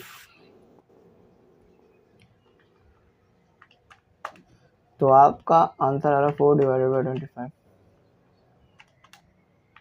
0.16। अब यही करते हैं एक और बार। 3 डिवाइडेड बाई 25, आपने ऊपर भी 3 डिवाइडेड बाई 25 किया है, तो वो क्या दिया, 0.12 दिया उसने, ठीक है। 2 डिवाइडेड बाई 25 आपके पास कितना आ रहा था, 0.08। देखो ये यहाँ पर आया है, कहाँ गया, 2 डिवाइडेड बाई 0.08, ठीक है। जो चीज़ मौजूद है उसको तो एज इट इज लिख लीजिए ना, तो यहाँ भी सेम ही आ जाएगा। अब इन सबको जब ऐड करेंगे ना, आप इन सबको ऐड करें तो आंसर 1 आना चाहिए। अगर 1 आ रहा है तो सही है, वरना गलत है। तो चलो मैं यहाँ करके दिखाता हूँ, जल्दी जल्दी करता हूँ। नज़र आ रहा है, थोड़ा सा ब्लर होगा, अगर यहाँ फोकस बना दूँ तो शायद नज़र आ जाए। अब उधर नज़र नहीं आएगा, पर चलो इधर ही देख लेना, ठीक है। चलिए मैं ऐड करता हूँ, देखो ऐड करूँगा, 0.04 plus 0.04 plus 0.12 plus 0.04 plus 0.12 plus 0.12 plus 0.08 plus 0.16 plus 0.12 plus 0.08 plus 0.08, ठीक है। देखो एक्यूरेट 1 आ रहा है, 1 आ रहा है, यानी हमने सही किया है, वरना गलत आता। आप भी ऐड कर सकते हैं अपनी जो है वेरिफिकेशन के लिए, ठीक है। तो ये बिल्कुल सही है, या 1 या 25 तो बिल्कुल सही है, वरना गलत है। कोई भी गलती करोगे तो ये कभी भी 1 नहीं बनेगा, कुछ कम आ रहा होगा या कुछ ज़्यादा, ना 1 से ज़्यादा आना चाहिए ना 1 से कम, एक्यूरेट 1। एक्यूरेट 1 का मतलब एक्यूरेट 1, ठीक है। तो चले क्वेश्चन नंबर 7 करते हैं। हाँ तो देखें स्टूडेंट, अब आपके पास जो है वो इसी का क्वेश्चन नंबर 7 है, ठीक है। सेम एक्सरसाइज का क्वेश्चन नंबर 7। अच्छा, आप क्वेश्चन नंबर 7 समझ लीजिए, एमई इंग्लिश सेंटर से ही रिलेट करता है कि जब पेपर आते हैं ना, तो मेरे भी चैनल से बहुत सारे लेक्चर डाउनलोड किए जा रहे होते हैं और देखे जा रहे होते हैं। तो उसका मुझे भी पता चल रहा होता है कि कितने बच्चे देख रहे हैं पर घंटे या पर आवर या पर जो है वो वीक या पर डे, तो हम मुझे सब पता चल रहा होता है, डेटा मिल रहा होता है। तो यही यहाँ भी वही है कि एक टीचर है, उनके लेक्चर्स को एक वेबसाइट से डाउनलोड किया जा रहा है टेस्ट से पहले। देखें यहाँ लिखा हुआ है the number of times the lecture of a teacher, कितनी दफ़ा टीचर के लेक्चर डाउनलोड किए गए पर आवर, 1 घंटे में, यानी 1 घंटे में कितने लेक्चर्स डाउनलोड हुए उनके, from a website was noted for a day. तो इस चीज़ को नोट किया गया, यानी लेक्चर जो हैं टीचर के वो वेबसाइट से डाउनलोड किए जा रहे हैं, यानी टीचर ने किसी वेबसाइट पे अपने लेक्चर डाल दिए हैं, अब वहाँ से मुख्तलिफ टीचर्स और स्टूडेंट्स अब वो लेक्चर जो है वो डाउनलोड कर रहे हैं। तो एक दिन में कितने लेक्चर डाउनलोड हुए उसका रिज़ल्ट आपको दिया हुआ है। पहले 1 लेक्चर डाउनलोड हुआ, फिर 1, फिर 2, फिर 1, तो ये 24 होगा। 1 2 3 4 5 6 7 8 9 10 11 12 13 14 15 16 17 18 19 20 21 22 23 24, तो ये 24 है। 24 से क्या मुराद है कि 1 घंटे में, शुरू के 1 घंटे में सिर्फ 1 लेक्चर डाउनलोड हुआ, उसके बाद दूसरे घंटे में भी 1 ही लेक्चर डाउनलोड हुआ, फिर जो 24 घंटे में तीसरा घंटा था ना, उसमें 2 लेक्चर। तो जब जैसे जैसे टेस्ट करीब आता गया तो लेक्चर्स लोगों ने ज़्यादा डाउनलोड करना शुरू कर दिए। अब आपने क्या करना है, आपने यहाँ पर जो है classify data into a discrete frequency table, आपने डिस्क्रीट फ्रीक्वेंसी टेबल बनाना है। यानी डिस्क्रीट से ये मुराद है कि सबसे पहले 0 को रखना है, उसके बाद 1 2 3 4 5 इस तरह से नंबरों को रखना है। तो आपने सिर्फ फ्रीक्वेंसी टेबल बनाना है, रिलेटिव फ्रीक्वेंसी नहीं लानी, ना ही परसेंटेज फ्रीक्वेंसी को लेकर आना है। तो सबसे पहले एज़ यूजुअल मैं अपनी लाइंस ड्रॉ कर लेता हूँ, ठीक है। उसके बाद मैं यहाँ पर टेबल आपको बनाना मैं बहुत बार सिखा चुका हूँ, यहाँ एक और बार आप इसको सीख सकते हैं, ठीक है। तो सबसे पहले मैं क्या करूँगा, सबसे पहले मैं चेक करूँगा कि मेरे पास टोटल नंबर है कितने, मतलब 0 से लेके कहाँ तक जा रहे हैं मेरे पास नंबर, तो उतनी मैं रॉस और कॉलम बना लूँगा। 0 तो पहले मैं काम करता हूँ, कॉलम बना लेता हूँ। तो सबसे पहले तो मैंने लेक्चर की हेडिंग डालनी है, ठीक है। तो ये एक कॉलम ये हो गया कि लेक्चर्स कितने डाउनलोड हुए। उसके बाद मैंने टेलीमार्क की हेडिंग डालनी है, ठीक है। और उसके बाद मैंने फ्रीक्वेंसी, तो 3 ही कॉलम की मुझे ज़रूरत है। एक में मैं लेक्चर कितने जो है वो डाउनलोड हुए ये, और एक में जो है टेलीमार्क, और एक में जो है वो फ्रीक्वेंसी टेबल, ठीक है। अच्छा, अब मेरे पास कितने जो है वो लेक्चर की क्वांटिटी है उसको देख लेते हैं।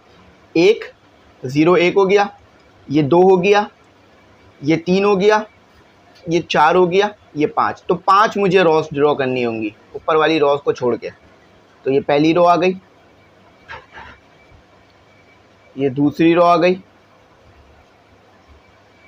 ये तीसरी रो आ गई,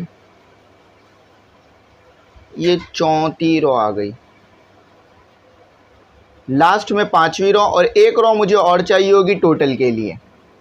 टोटल आना चाहिए 24। 24 नहीं आया तो आंसर गलत होगा।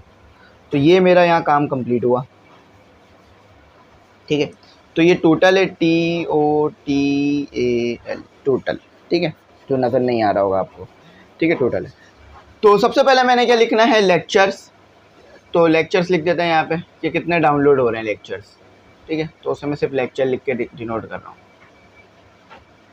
कि कितने लेक्चर मेरे डाउनलोड हो रहे हैं। मेरे भी वेबसाइट से, यानी मेरे भी चैनल से बहुत सारे लेक्चर डाउनलोड होते हैं, लेकिन अगर मेरे चैनल से आप लेक्चर डाउनलोड करेंगे तो उससे मुझे नुकसान होगा, क्योंकि अगर आप डाउनलोड कर लेते हैं तो फिर व्यूज़ कम हो जाते हैं, ठीक है। तो डाउनलोड ना करा करें। चलें, तो लेक्चर्स लिख दिया मैंने यहाँ पर कि 1 घंटे में 1 लेक्चर, दूसरे घंटे में भी 1 लेक्चर। टेलीमार्क, ठीक है, टेलीमार्क कि वो चीज़ कितनी बार रिपीट हो गई है। उसके बाद फ्रीक्वेंसी,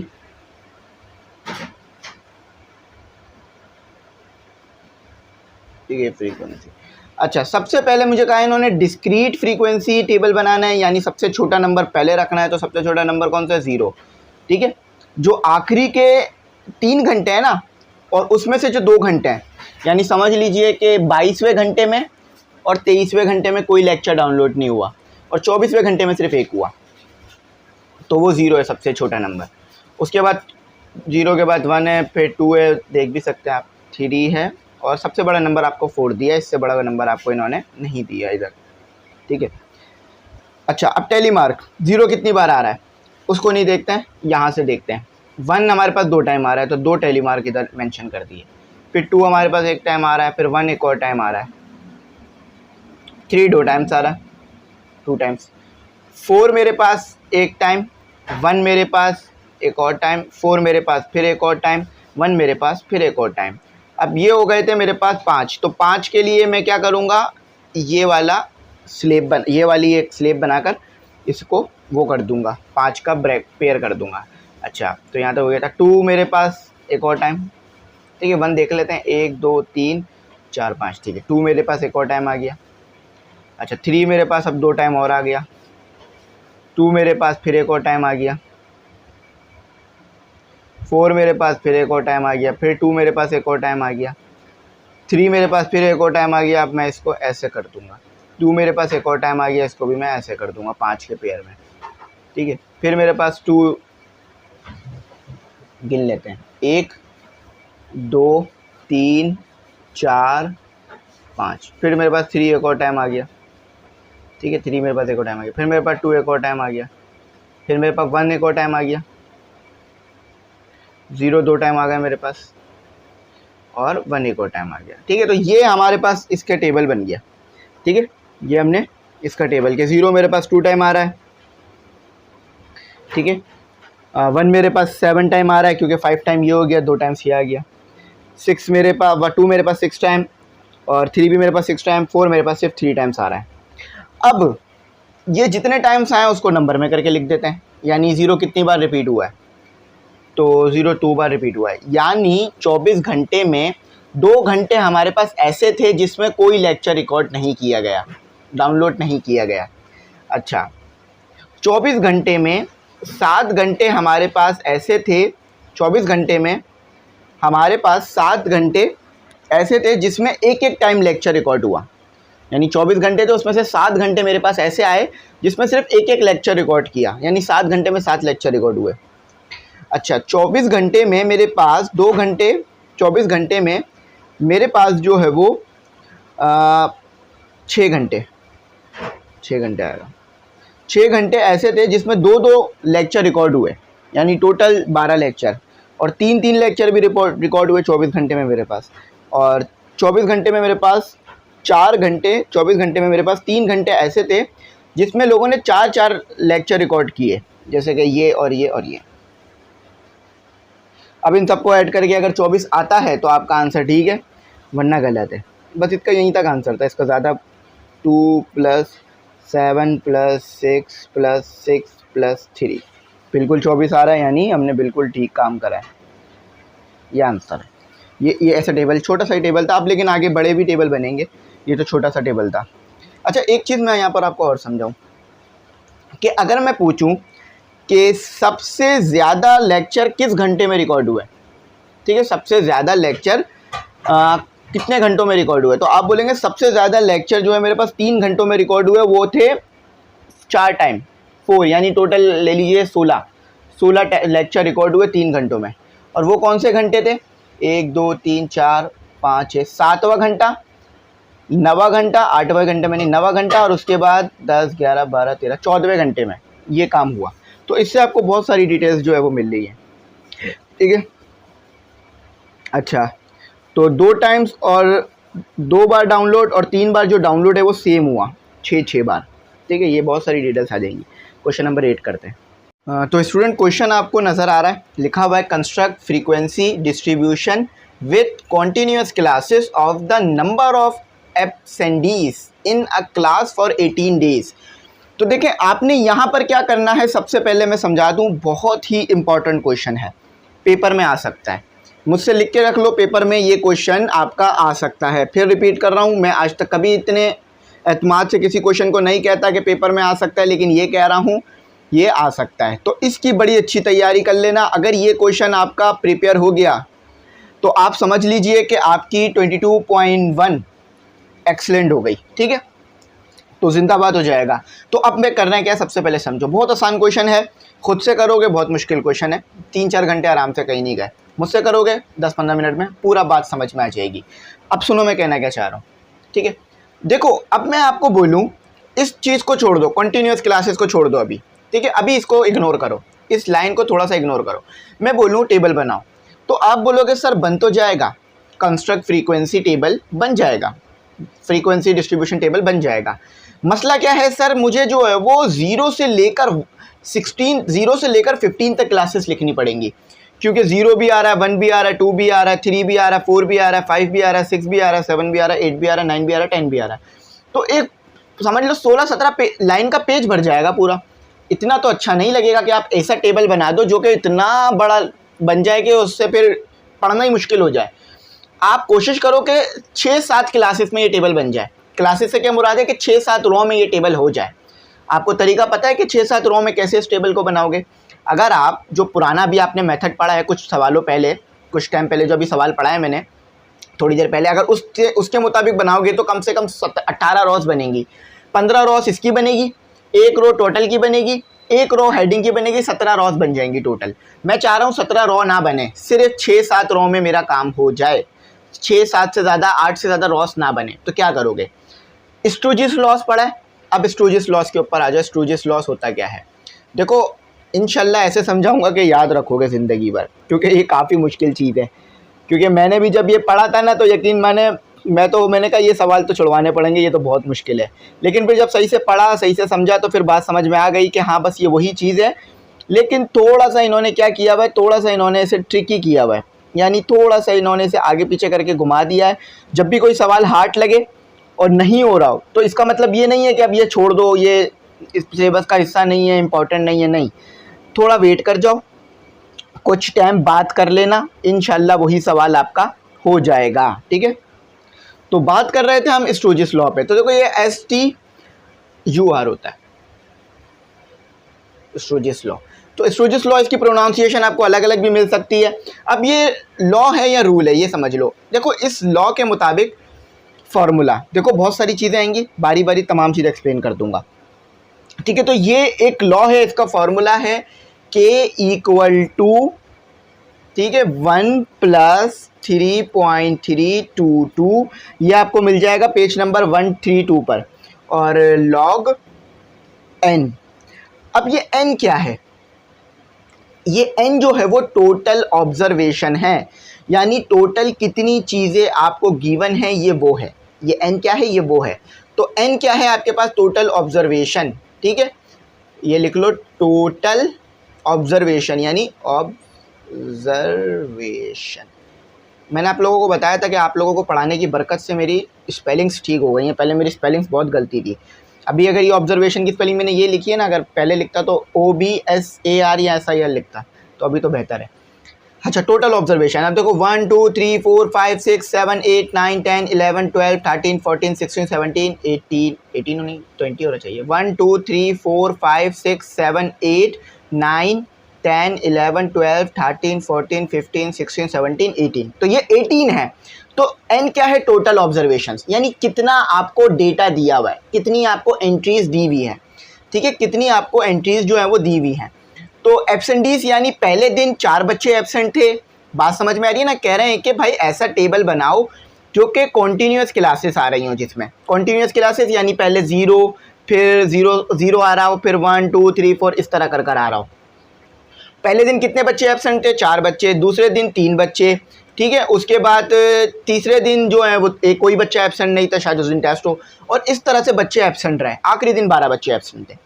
तो ये आपको टोटल क्या दी हुई है, एंट्रीज। इन्हें एंट्रीज कहा जाता है, डेटा या एंट्रीज इन्हें कहा जाता है, जो कि रॉ हैं। ये आपके पास टोटल ऑब्जर्वेशन है। अब आप जब ये टोटल ऑब्जर्वेशन यहाँ पर पुट करोगे तो आपके पास के आ जाएगा। अब के क्या होगा, के आपके पास होगा क्लासेस। के क्या आपके पास होगा, क्लासेस, कि कितनी उसमें क्लास आएंगी। फॉर एग्जाम्पल अब मैं के निकालता हूँ, अभी आपको क्लास समझ में आ जाएगा कि क्लास होता क्या है। तो 1 + 3.322, ये लॉग निकालना मैंने आपको सिखाया था 9 के अंदर बहुत डिटेल में। तो लॉग टेबल आपको पेपरों में भी शायद मिल जाएगा, या फिर कैलकुलेटर की मदद से निकालिएगा, क्योंकि हम यहाँ पर लॉग निकालना नहीं सीख रहे हैं, हम यहाँ पर एंट्रीज़ को निकालना सीख रहे हैं।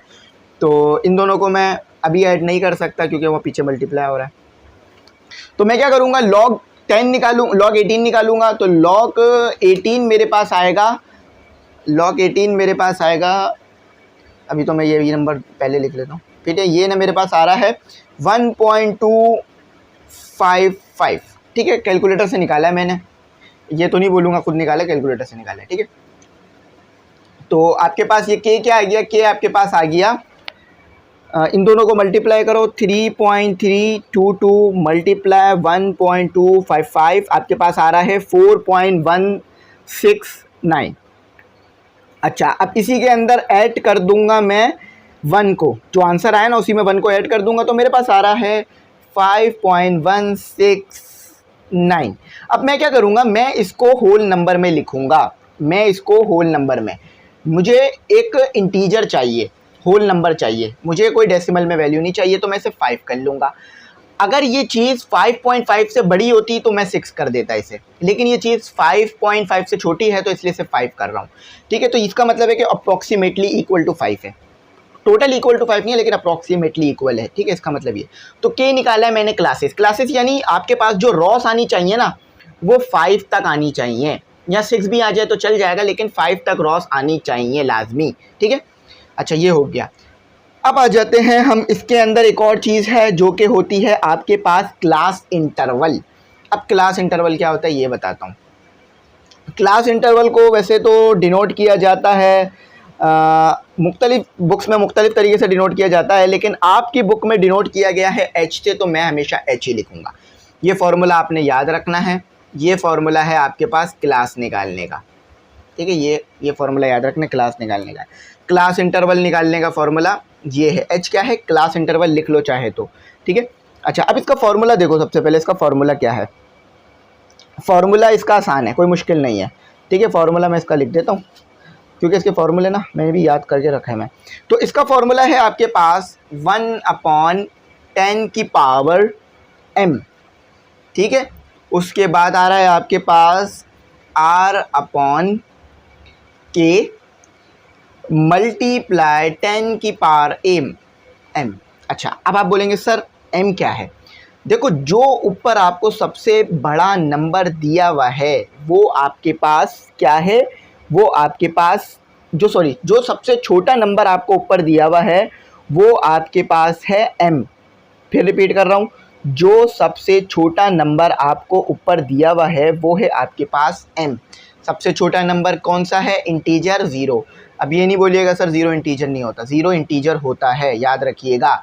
अच्छा, जो सबसे बड़ा नंबर आपको दिया हुआ है ऊपर उसको बोल लीजिए आप mx, मैक्सिमम नंबर। ठीक है, तो जो सबसे बड़ा नंबर ऊपर आपको दिया हुआ है, सबसे बड़ा नंबर आपको दिया हुआ है 15। ठीक है, पहचानना तो कोई मुश्किल काम नहीं है। r क्या है? r जो है वो रेंज है। रेंज कैसे निकलेगी कि इन दोनों के दरमियान का डिफरेंस ले लोगे तो रेंज आ जाएगी। इन दोनों के दरमियान का डिफरेंस ले लोगे तो रेंज आ जाएगी, यानी mx माइनस m। तो mx कितना दिया हुआ है? 15 माइनस 0, तो आपके पास r कितना आ गया? 15। समझ गए बच्चों? अब इसी बात पे आप लोग करेंगे सब्सक्राइब और मैं करूँगा इसे कंटिन्यू। चलो हो गया। के तो आपको पता है क्लास दी हुई है, बाकी तमाम चीज़ें तो पता चल गई। m क्या है आपको जो दिया हुआ है वो सबसे छोटा नंबर दिया हुआ है, यहाँ सबसे छोटा मिनिमम एंट्री जो आपको ऊपर दी हुई है वो m है। बहुत डिटेल में बता रहा हूँ इंशाल्लाह। तो वैल्यूज पुट कर दीजिए। 10 की पावर 0, याद रखना कैलकुलेटर से भी प्रूफ कर लो कि 10 की पावर 0, 1 की पावर 0, 5 की पावर 0, किसी भी नंबर की पावर अगर 0 होगी पावर तो वो 1 आएगा। अच्छा, तो r कितना है मेरे पास? 15। के कितना आया था मेरे पास? जो अप्रॉक्सीमेटली इक्वल लिया था वो रखना पड़ेगा 5। ठीक है, 10 की पावर 0, 1 आ जाएगा। अच्छा, अब इसको सॉल्व कर लेते हैं। तो ये h है, शायद मैं थोड़ा n टाइप बना रहा हूँ इसे। अच्छा देखो, ये तो 1 हो जाएगा क्योंकि यहाँ पे भी 1 डिवाइडेड बाय 1 हो जाएगा। 10 की पावर 0, चलो कैलकुलेटर से प्रूफ कराता हूँ। 10 की पावर 0, ठीक है, 1। ठीक है, अच्छा तो ये कितना आ गया आपके पास? 3। 15 डिवाइडेड बाय 5, 3। अच्छा, 3 के साथ मल्टीप्लाई करो 1, फिर 3, तो h इक्वल टू 3। याद रख लेंगे, h इक्वल टू 3। ये आ रहा है क्लास इंटरवल। अभी क्लास इंटरवल कहाँ इस्तेमाल होगा बता देता हूँ। क्लास तो मैंने बता दिया था कहाँ इस्तेमाल होगी, क्लास इंटरवल का अभी बता देता हूँ। अच्छा, अब आ जाते हैं हम अपना UCL आपके पास होता है अपर क्लास लिमिट। ये याद रखना, जो ये m निकाला था ना आपने, इसे LCL भी कहा जाता है। LCL lower class limit. अभी लोअर क्लास लिमिट क्या होता है, अपर क्लास लिमिट क्या होता है, समझा देता हूँ। याद रखना, लोअर क्लास जो भी चीज़ें ब्रैकेट कर रहा हूँ याद रखने की हैं, और जो भी चीज़ें ब्रैकेट कर रहा हूँ फॉर्मूले की भी होंगी। तो ये ब्रैकेट्स आपकी ज़िंदगी में इंपॉर्टेंट रोल प्ले करेंगे। जैसे मैंने कराया वैसे याद रखना, बहुत अच्छी तरह याद रहेगा। तो LCL लाइन ऑफ कंट्रोल नहीं, LCL लोअर क्लास लिमिट। ठीक है, अपर क्लास लिमिट निकालो UCL। कैसे निकलेगी कि जो आपके पास h आ रहा है उसमें आपको ऐड करना पड़ेगा LCL को, और उसमें आपको ऐड करना सब्ट्रैक्ट करना पड़ेगा D को। तो आपके पास आ जाएगी lower class upper class limit. अब आप बोलेंगे सर ये D क्या है, तो D का भी एक फॉर्मूला होता है, वो भी लिख लो। D का फॉर्मूला है आपके पास D इज इक्वल टू 1/10 की पावर m। ये D का फॉर्मूला है। ठीक है, तो 1/10 की पावर तो 0 ही निकाली थी हमने, 0 ही आ रही थी, तो D इक्वल टू 1 आ रहा है। ठीक है, ये तमाम चीज़ें पैटर्न वाइज लिख लेना, मैंने थोड़ा आगे पीछे लिखी लेकिन आप तमाम पैटर्न वाइज लिखना। तो अब मेरे पास UCL आएगा। अब UCL कहाँ इस्तेमाल होगा मैं बता देता हूँ। ठीक है, अभी जब टेबल बनाऊंगा तो उसमें बताऊंगा मैं। 3 + 0 - 1, तो UCL कितना आया आपके पास? 2। देखो 3 - 1 तो 2 आता है ना, तो ये आपके पास आया UCL। ये UCL आ गया, और उसके ऊपर फॉर्मूला है वो याद रख लो। तो ये तमाम, अच्छा D तो मैंने इधर रखा, ये तमाम डेटा देख लो। इस तमाम डेटा की मदद से मेरा आंसर आएगा। तो ये स्टोक्स लॉ मैंने पढ़ा दिया, K का फॉर्मूला मैंने लिखवा दिया। अब ये तमाम जो डेटा मैंने लिखा है ना, ये मैं ऊपर लिख लेता हूँ। क्यों? अभी पता चल जाएगा थोड़ी देर में। ठीक है, थोड़ी देर में पता चल जाएगा। तो K equal to approximate equal to, ये याद रखिएगा, इक्वल टू का साइन ना डालिएगा। ये जो छोटी छोटी गलतियाँ होती है ना, मेरे सामने ऐसी एक बच्चा लेकर आया कि सर अप्रॉक्सीमेट का तो साइन नहीं डाला था, इक्वल टू का साइन डाला। मैंने बोला गलत है। अगर आप ये छोटी छोटी गलतियां कर रहे हो, इसका मतलब ये है कि आप रट कर आए हो, या तो सवाल को समझ के नहीं आए हो, देख कर आ गए हो। तो जब ही आप अंदाज़तन अपने दिमाग से सवाल को लिख रहे हो, ऐसा कभी ना करो।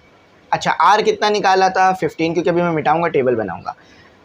एल कितना निकाला था 0, डी कितना निकाला था, डी क्या है स्पेसिंग, ठीक है, क्लास के दरमियान की स्पेसिंग है उसे डी कहते हैं, अभी वो स्पेसिंग भी बताऊंगा। एच कितना निकाला था मैंने 3, और यू सी एल कितना निकाला था मैंने 2, और कुछ रह गया तो आप बता सकते हैं मुझे। 1 2 3 4 5 6 सही है, हो गया सबका।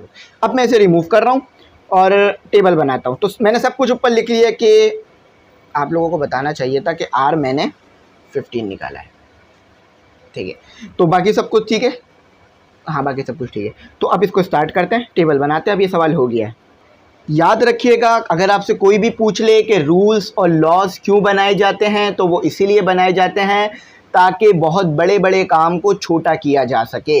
मैंने अभी बताया था कि ये जो स्टूजिस लॉस मैंने लगाया है इसके ऊपर, इसकी मदद से जो 16 रॉस बनानी थी मैंने, अब वो नहीं बनानी पड़ेंगी। सिर्फ़ और सिर्फ 6-7 रॉ या 5 रॉ में मेरा काम हो जाएगा, क्योंकि के मेरे पास आ रही है 5। अब देखो मैं बनाता हूँ और समझाता हूँ, बिल्कुल छोटा सा काम होगा। अगर अभी मैं यही चीज़ करता तो मुझे 16 रॉस जो है वो ड्रॉ करनी पड़ जाती। अब मैं 16 रॉस ड्रॉ करने से बच गया हूँ। अच्छा, सबसे पहले मैंने क्या करना पड़ेगा, क्लास लिखनी पड़ेगी। क्लास क्या है कि कितनी यहाँ पर क्लासेस बनेंगी मेरी, ठीक है। उसके बाद टैली मार्क तो वैसे ही का वैसे ही आएगा, क्योंकि आपको इन्होंने कहा क्या है, इन्होंने आपको कहा है कि आप फ्रीक्वेंसी टेबल कंस्ट्रक्ट कर दीजिएगा। फिर फ्रीक्वेंसी, ठीक है, फिर फ्रीक्वेंसी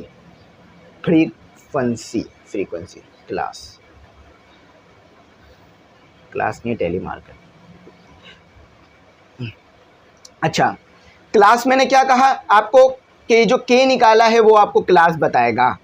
ये जो मैंने के निकाला है आपको क्या बताएगा, क्लास। तो 1 2 3 4, देख रहे हैं कितना मज़े मज़े से काम कर रहा हूँ मैं। अभी यही अगर मेरे पास ये लॉ नहीं होता, स्टोजिस लॉ जिन मैथमेटिशियन ने ये दिया, तो अभी मैं आपके सामने बैठकर बस लिखे ही जा रहा होता और फिर टेली मार्क भी लगाया जा रहा होता, कितना मुश्किल हो जाता। लेकिन लॉ ने कितना आसान काम कर दिया। अच्छा, तो मेरे पास क्लास कितनी आएगी, 5, 1 2 3 4 5 6 7। अब मैंने 6 क्यों लिखी है अभी बता दूंगा, ठीक है। अच्छा, तो 5 क्लासेस हो गई, तो 6 मैंने इसलिए बनाई है क्योंकि एक क्लास की मुझे ज़रूरत पड़ेगी। अच्छा, तो यहाँ पर मैंने इन्होंने मुझे क्या कहा था, LCL यानी लोअर क्लास लिमिट आपकी 0 है, तो यहाँ आपने लगा देना है 0। क्या लगा देना है आपने, 0। अपर क्लास लिमिट आपकी कितनी है, 2। अच्छा, ये देखो ये माइनस का साइन नहीं है, ये इसका साइन है कि 0 से लेके 2 तक के नंबर को काउंट किया जाएगा, ये इस चीज़ का साइन है। और डी आ रहा था क्लास के दरमियान का स्पेसिंग, तो वो कितना आ रहा है, 1, यानी 0 और 1 के दरमियान कितना स्पेस आता है, 2 आ रहा होता है। तो ये भी हमें यही बता रहा है कि 2 आना चाहिए। तो ये डी जो है वो क्लास के दरमियान की आपके पास स्पेसिंग रहेगी, ठीक है। डी आपके पास क्लास के दरमियान की स्पेसिंग रहेगी। तो ये हो गया। तो 0 से लेकर 2 तक आपने जाना था, लेकिन अब आपके पास और भी नंबर मौजूद हैं ऊपर, तो पहले 0 लिख लिया, फिर मैंने 2 लिख लिया। अब याद रखिएगा कि क्लास के दरमियान की स्पेसिंग आपके पास 2 ही रहेगी। तो देखो अब यहाँ से मैं होऊंगा 3 से लेकर, मैं अभी समझा देता हूँ कि ये डी क्या डिनोट कर रहा है। डी ये डिनोट कर रहा है कि एक नंबर बीच का आप नहीं लिख सकते, उसके बाद दूसरा नंबर लिख सकते हो। डी क्या बता रहा है, क्लास स्पेसिंग क्या बता रहा है कि जो 0 और 2 के बीच का एक नंबर है ना, उसे आप हटा सकते हो और बाकी आपको लिखना पड़ेगा। 3 के बीच में एक नंबर कौन सा आ सकता है, 3 और 5 के बीच में 4 आ सकता है, तो मैं 4 नहीं लिखूंगा, डायरेक्ट 5 लिख दूंगा, क्योंकि डी मेरे पास 1 है, तो एक नंबर मैं छोड़ सकता हूँ बीच का, ठीक है, एक नंबर मैंने छोड़ दिया। अच्छा, उसके बाद 5 के बाद क्या आता है, 6 के बाद मैं एक नंबर छोड़ सकता हूँ और डायरेक्ट उस नंबर को छोड़ने के बाद दूसरा नंबर लिख सकता हूँ, तो 7 आ जाएगा, छोड़ दूंगा, 8 लिख लूँगा। अच्छा, अब 8 के बाद मैं 9 को छोड़ सकता हूँ और फिर मैं 10 भी छोड़ सकता हूँ, 11 लिख लूँगा। एक नंबर मैं छोड़ सकता हूँ, स्पेसिंग की वजह से पता चल रहा है, क्लास स्पेसिंग। अच्छा, 11 के बाद 12 आता है, 12 के बाद मैं 13 को छोड़ सकता हूँ, डायरेक्ट 14 लिख सकता हूँ। ये 5 क्लासेस तो बन गई, लेकिन एक क्लास मुझे एक्स्ट्रा बनानी पड़ रही है क्योंकि 15 ऊपर फिट नहीं हो रहा। तो 15 के बाद मैंने एक नंबर छोड़ना पड़ेगा, 16 और 17 में यहाँ लिखूँगा, ठीक है। समझ गया मेरी बात को, आ गई होगी बात समझ। अब क्या करना है, अब आपने टेली मार्क लगा लेना कि 0 कितनी बार आ रहा है और 0 के दरमियान जो 1 मौजूद है वो कितनी बार आ रहा है और 2 कितनी बार आ रहा है, ये चेक करना है। तो 0 यहाँ पर तो मैं ऐसे ही देखूँगा, चलो इधर से देख लेते हैं, इसको ऐसे ही देखना पड़ेगा मुझे कि 0 कितनी बार आ रहा है 1, ऐसे नहीं देखूँगा कि 4 कितनी बार आ रहा है। ऐसे भी देख सकता हूँ चाहूँ तो कि 4 कितनी बार आ रहा है। 4 मेरे पास आ रहा है एक बार, ठीक है। 3 और 5 के बीच में 4 आ रहा है ना, तो वो एक बार आ रहा है। अच्छा, उसके बाद 3 मेरे पास कितने बार आ रहा है, 3 भी मेरे पास एक बार आ रहा है, ठीक है। और 3 भी इसी टेबल में मौजूद है, तो इसको भी यहीं मार्क करूँगा। 0 कितनी बार आ रहा है, मेरे पास एक बार आ रहा है। 1 कितनी बार आ रहा है, मेरे पास एक बार आ रहा है। 2 कितनी बार आ रहा है, मेरे पास एक बार। अब आप बोलेंगे सर यहाँ 1 तो है नहीं, अभी मैंने बताया था कि क्लास स्पेसिंग में 1 इसके दरमियान मौजूद है, 0 और 2 के दरमियान 1 मौजूद है, लेकिन क्लास स्पेसिंग में उन्होंने कहा था एक नंबर छोड़ सकते हो, तो वो बीच में मैंने हटा के लिखा है उसे, ताकि जगह बचे। अच्छा, कहाँ तक आ गए, 1 तक आ गए। 2 कितनी बार आ रहा है, 2 भी यहीं पर आ रहा है। 5 यहाँ पर आ रहा है। 6 कहाँ पर आ रहा है, यहाँ पर आ रहा है। 8 भी यहीं पर आ रहा है। 10 कहाँ पर आ रहा है, 9 और 11 के दरमियान आ रहा होगा 10। 7 कहाँ आ रहा है, 6 और 8 के दरमियान आ रहा होगा। 11 किधर आ रहा है, इधर आ रहा है। 15 किधर आ रहा है, इधर आ रहा है। 13 किधर आ रहा है, 12 और 14 के बीच में आ रहा है। 14 किधर आ रहा है, इधर ही डायरेक्ट इधर नज़र आ रहा है, इधर आ रहा है। ये टेली मार्क लगा रहा हूँ मैं, ठीक है। और ये 14 यहाँ पर आ रहा है। 3 किधर आ रहा है, 3 यहाँ आ रहा है। 4 किधर आ रहा है, 5 और 3 के दरमियान आ रहा होगा। 12 किधर आ रहा है, इधर आ रहा है। 12 किधर आ रहा है, इधर आ रहा है, ठीक है। अच्छा, 12 के 2 बार लिख लिया। अच्छा, एक चीज़ को हम कंफर्म कर लेते हैं, शायद हमसे एक चीज़ गड़बड़ हो रही है, यहाँ ये एक नंबर ज़्यादा बन रहा है हमारा, इसे कंफर्म कर लेते हैं। 1 2 3, ठीक है। तो 12 कितनी बार आ रहा है मेरे पास, 12 मेरे पास एक बार आया, ठीक है। फिर दोबारा 2-3 बार आया। 13 कितनी बार आया, मेरे पास एक और बार आया। चलो मैं इसे बता देता हूँ। इस टेबल में थोड़ी गड़बड़ आ रही है, तो उसे मैं करेक्ट कर रहा हूँ, इस टेबल में जो गड़बड़ आ रही है। बाकी तो सब कुछ सही है अल्हम्दुलिल्लाह। तो बस इस देखिए टेबल में स्टूडेंट, पहले वाले जो टेली मार्क है उसके अंदर हम यहाँ हमारे पर पास 4 एक नहीं टेली 3 मार्क आ ज़्यादा रहे थे, लगा रहे मतलब हैं, 3 तो टेली उसको कम मार्क आ करना रहे है थे। हमने। एक हमने तो ज़्यादा वो लगा काउंट दिया कर था, तो लेंगे तो उसको पता मैंने चल ठीक जाएगा। कर सबसे लिया है। पहले 12 देख तो लेते हैं, पहला वाला जो टेली 2 बार मार्क आ है वो रहा है, 3 आएगा, ठीक क्योंकि है। आप देख सकते उसके हैं बाद 0 13 आ 1 रहा है, और 2 क्योंकि वो 3 टाइम आ 12 रहा और है 14 गिवन के डेटा दरमियान में, 13 भी या एक हमारे बार आ पास रहा जो है। एंट्री है उसमें 3 टाइम आ 14 रहा है। कितनी बार आ रहा है, तो एक बार इसीलिए आ रहा है, तो सही वो है, हमारे 4 पास आना 3 था। सही आएगा। है, अब सही हो गया। बाकी जो पहले 3 एक से ज़्यादा लेकर लगा दिया 5 था तक मैंने, है शायद जान गलती एंट्रीज, वो से। हमारे पास तो अब 5 बार हमारे आ टेली रही मार्क हैं बिल्कुल ठीक आ गए हैं। एंट्रीज में, ठीक है। अच्छा, जो यहाँ गिवन टोटल लिखना एंट्रीज था, है मैंने में, बताया था, और बाकी इस तरह फिर 6 से लेकर 8 TOTAL जो है हमारे पास वो 3 टाइम आ रहा है। 9 से लेके 11 जो है वो हमारे पास 2 टाइम आ रहा है, और 12 से लेके 14 हमारे पास 4 टाइम आ रहा है, और 15 तो सिर्फ एक टाइम आ रहा है, तो एक टाइम लिखा है। तो टोटल करा तो 18 आ रहा है ऐड करने पर फ्रीक्वेंसीज़ को, तो यानी बिल्कुल हमने ये सही किया है। तो ये हमारा पार्ट 1 था आज वीडियो का। अब पार्ट 2 मैं कल अपलोड करूँगा, क्योंकि पार्ट 1 आज 2 घंटे का हो गया है ऑलमोस्ट। तो जब पार्ट 2 अपलोड करूँगा तो उसके अंदर मैं आपको जो है वो क्वेश्चन नंबर 9, 10 और 11 करा दूँगा। तरीक़ेकार यही है, लेकिन वो थोड़े से मुश्किल हैं। तो आप लोग इस चैनल को सब्सक्राइब कर लीजिएगा और ग्रुप में ऐड हो जाइएगा। 150 फ़ीस 1500 फ़ीस है, जो साल में एक बार देनी है। Thanks for watching. अल्लाह हाफ़िज़। अपनी कीमती दुआ में ज़रूर याद रखिएगा।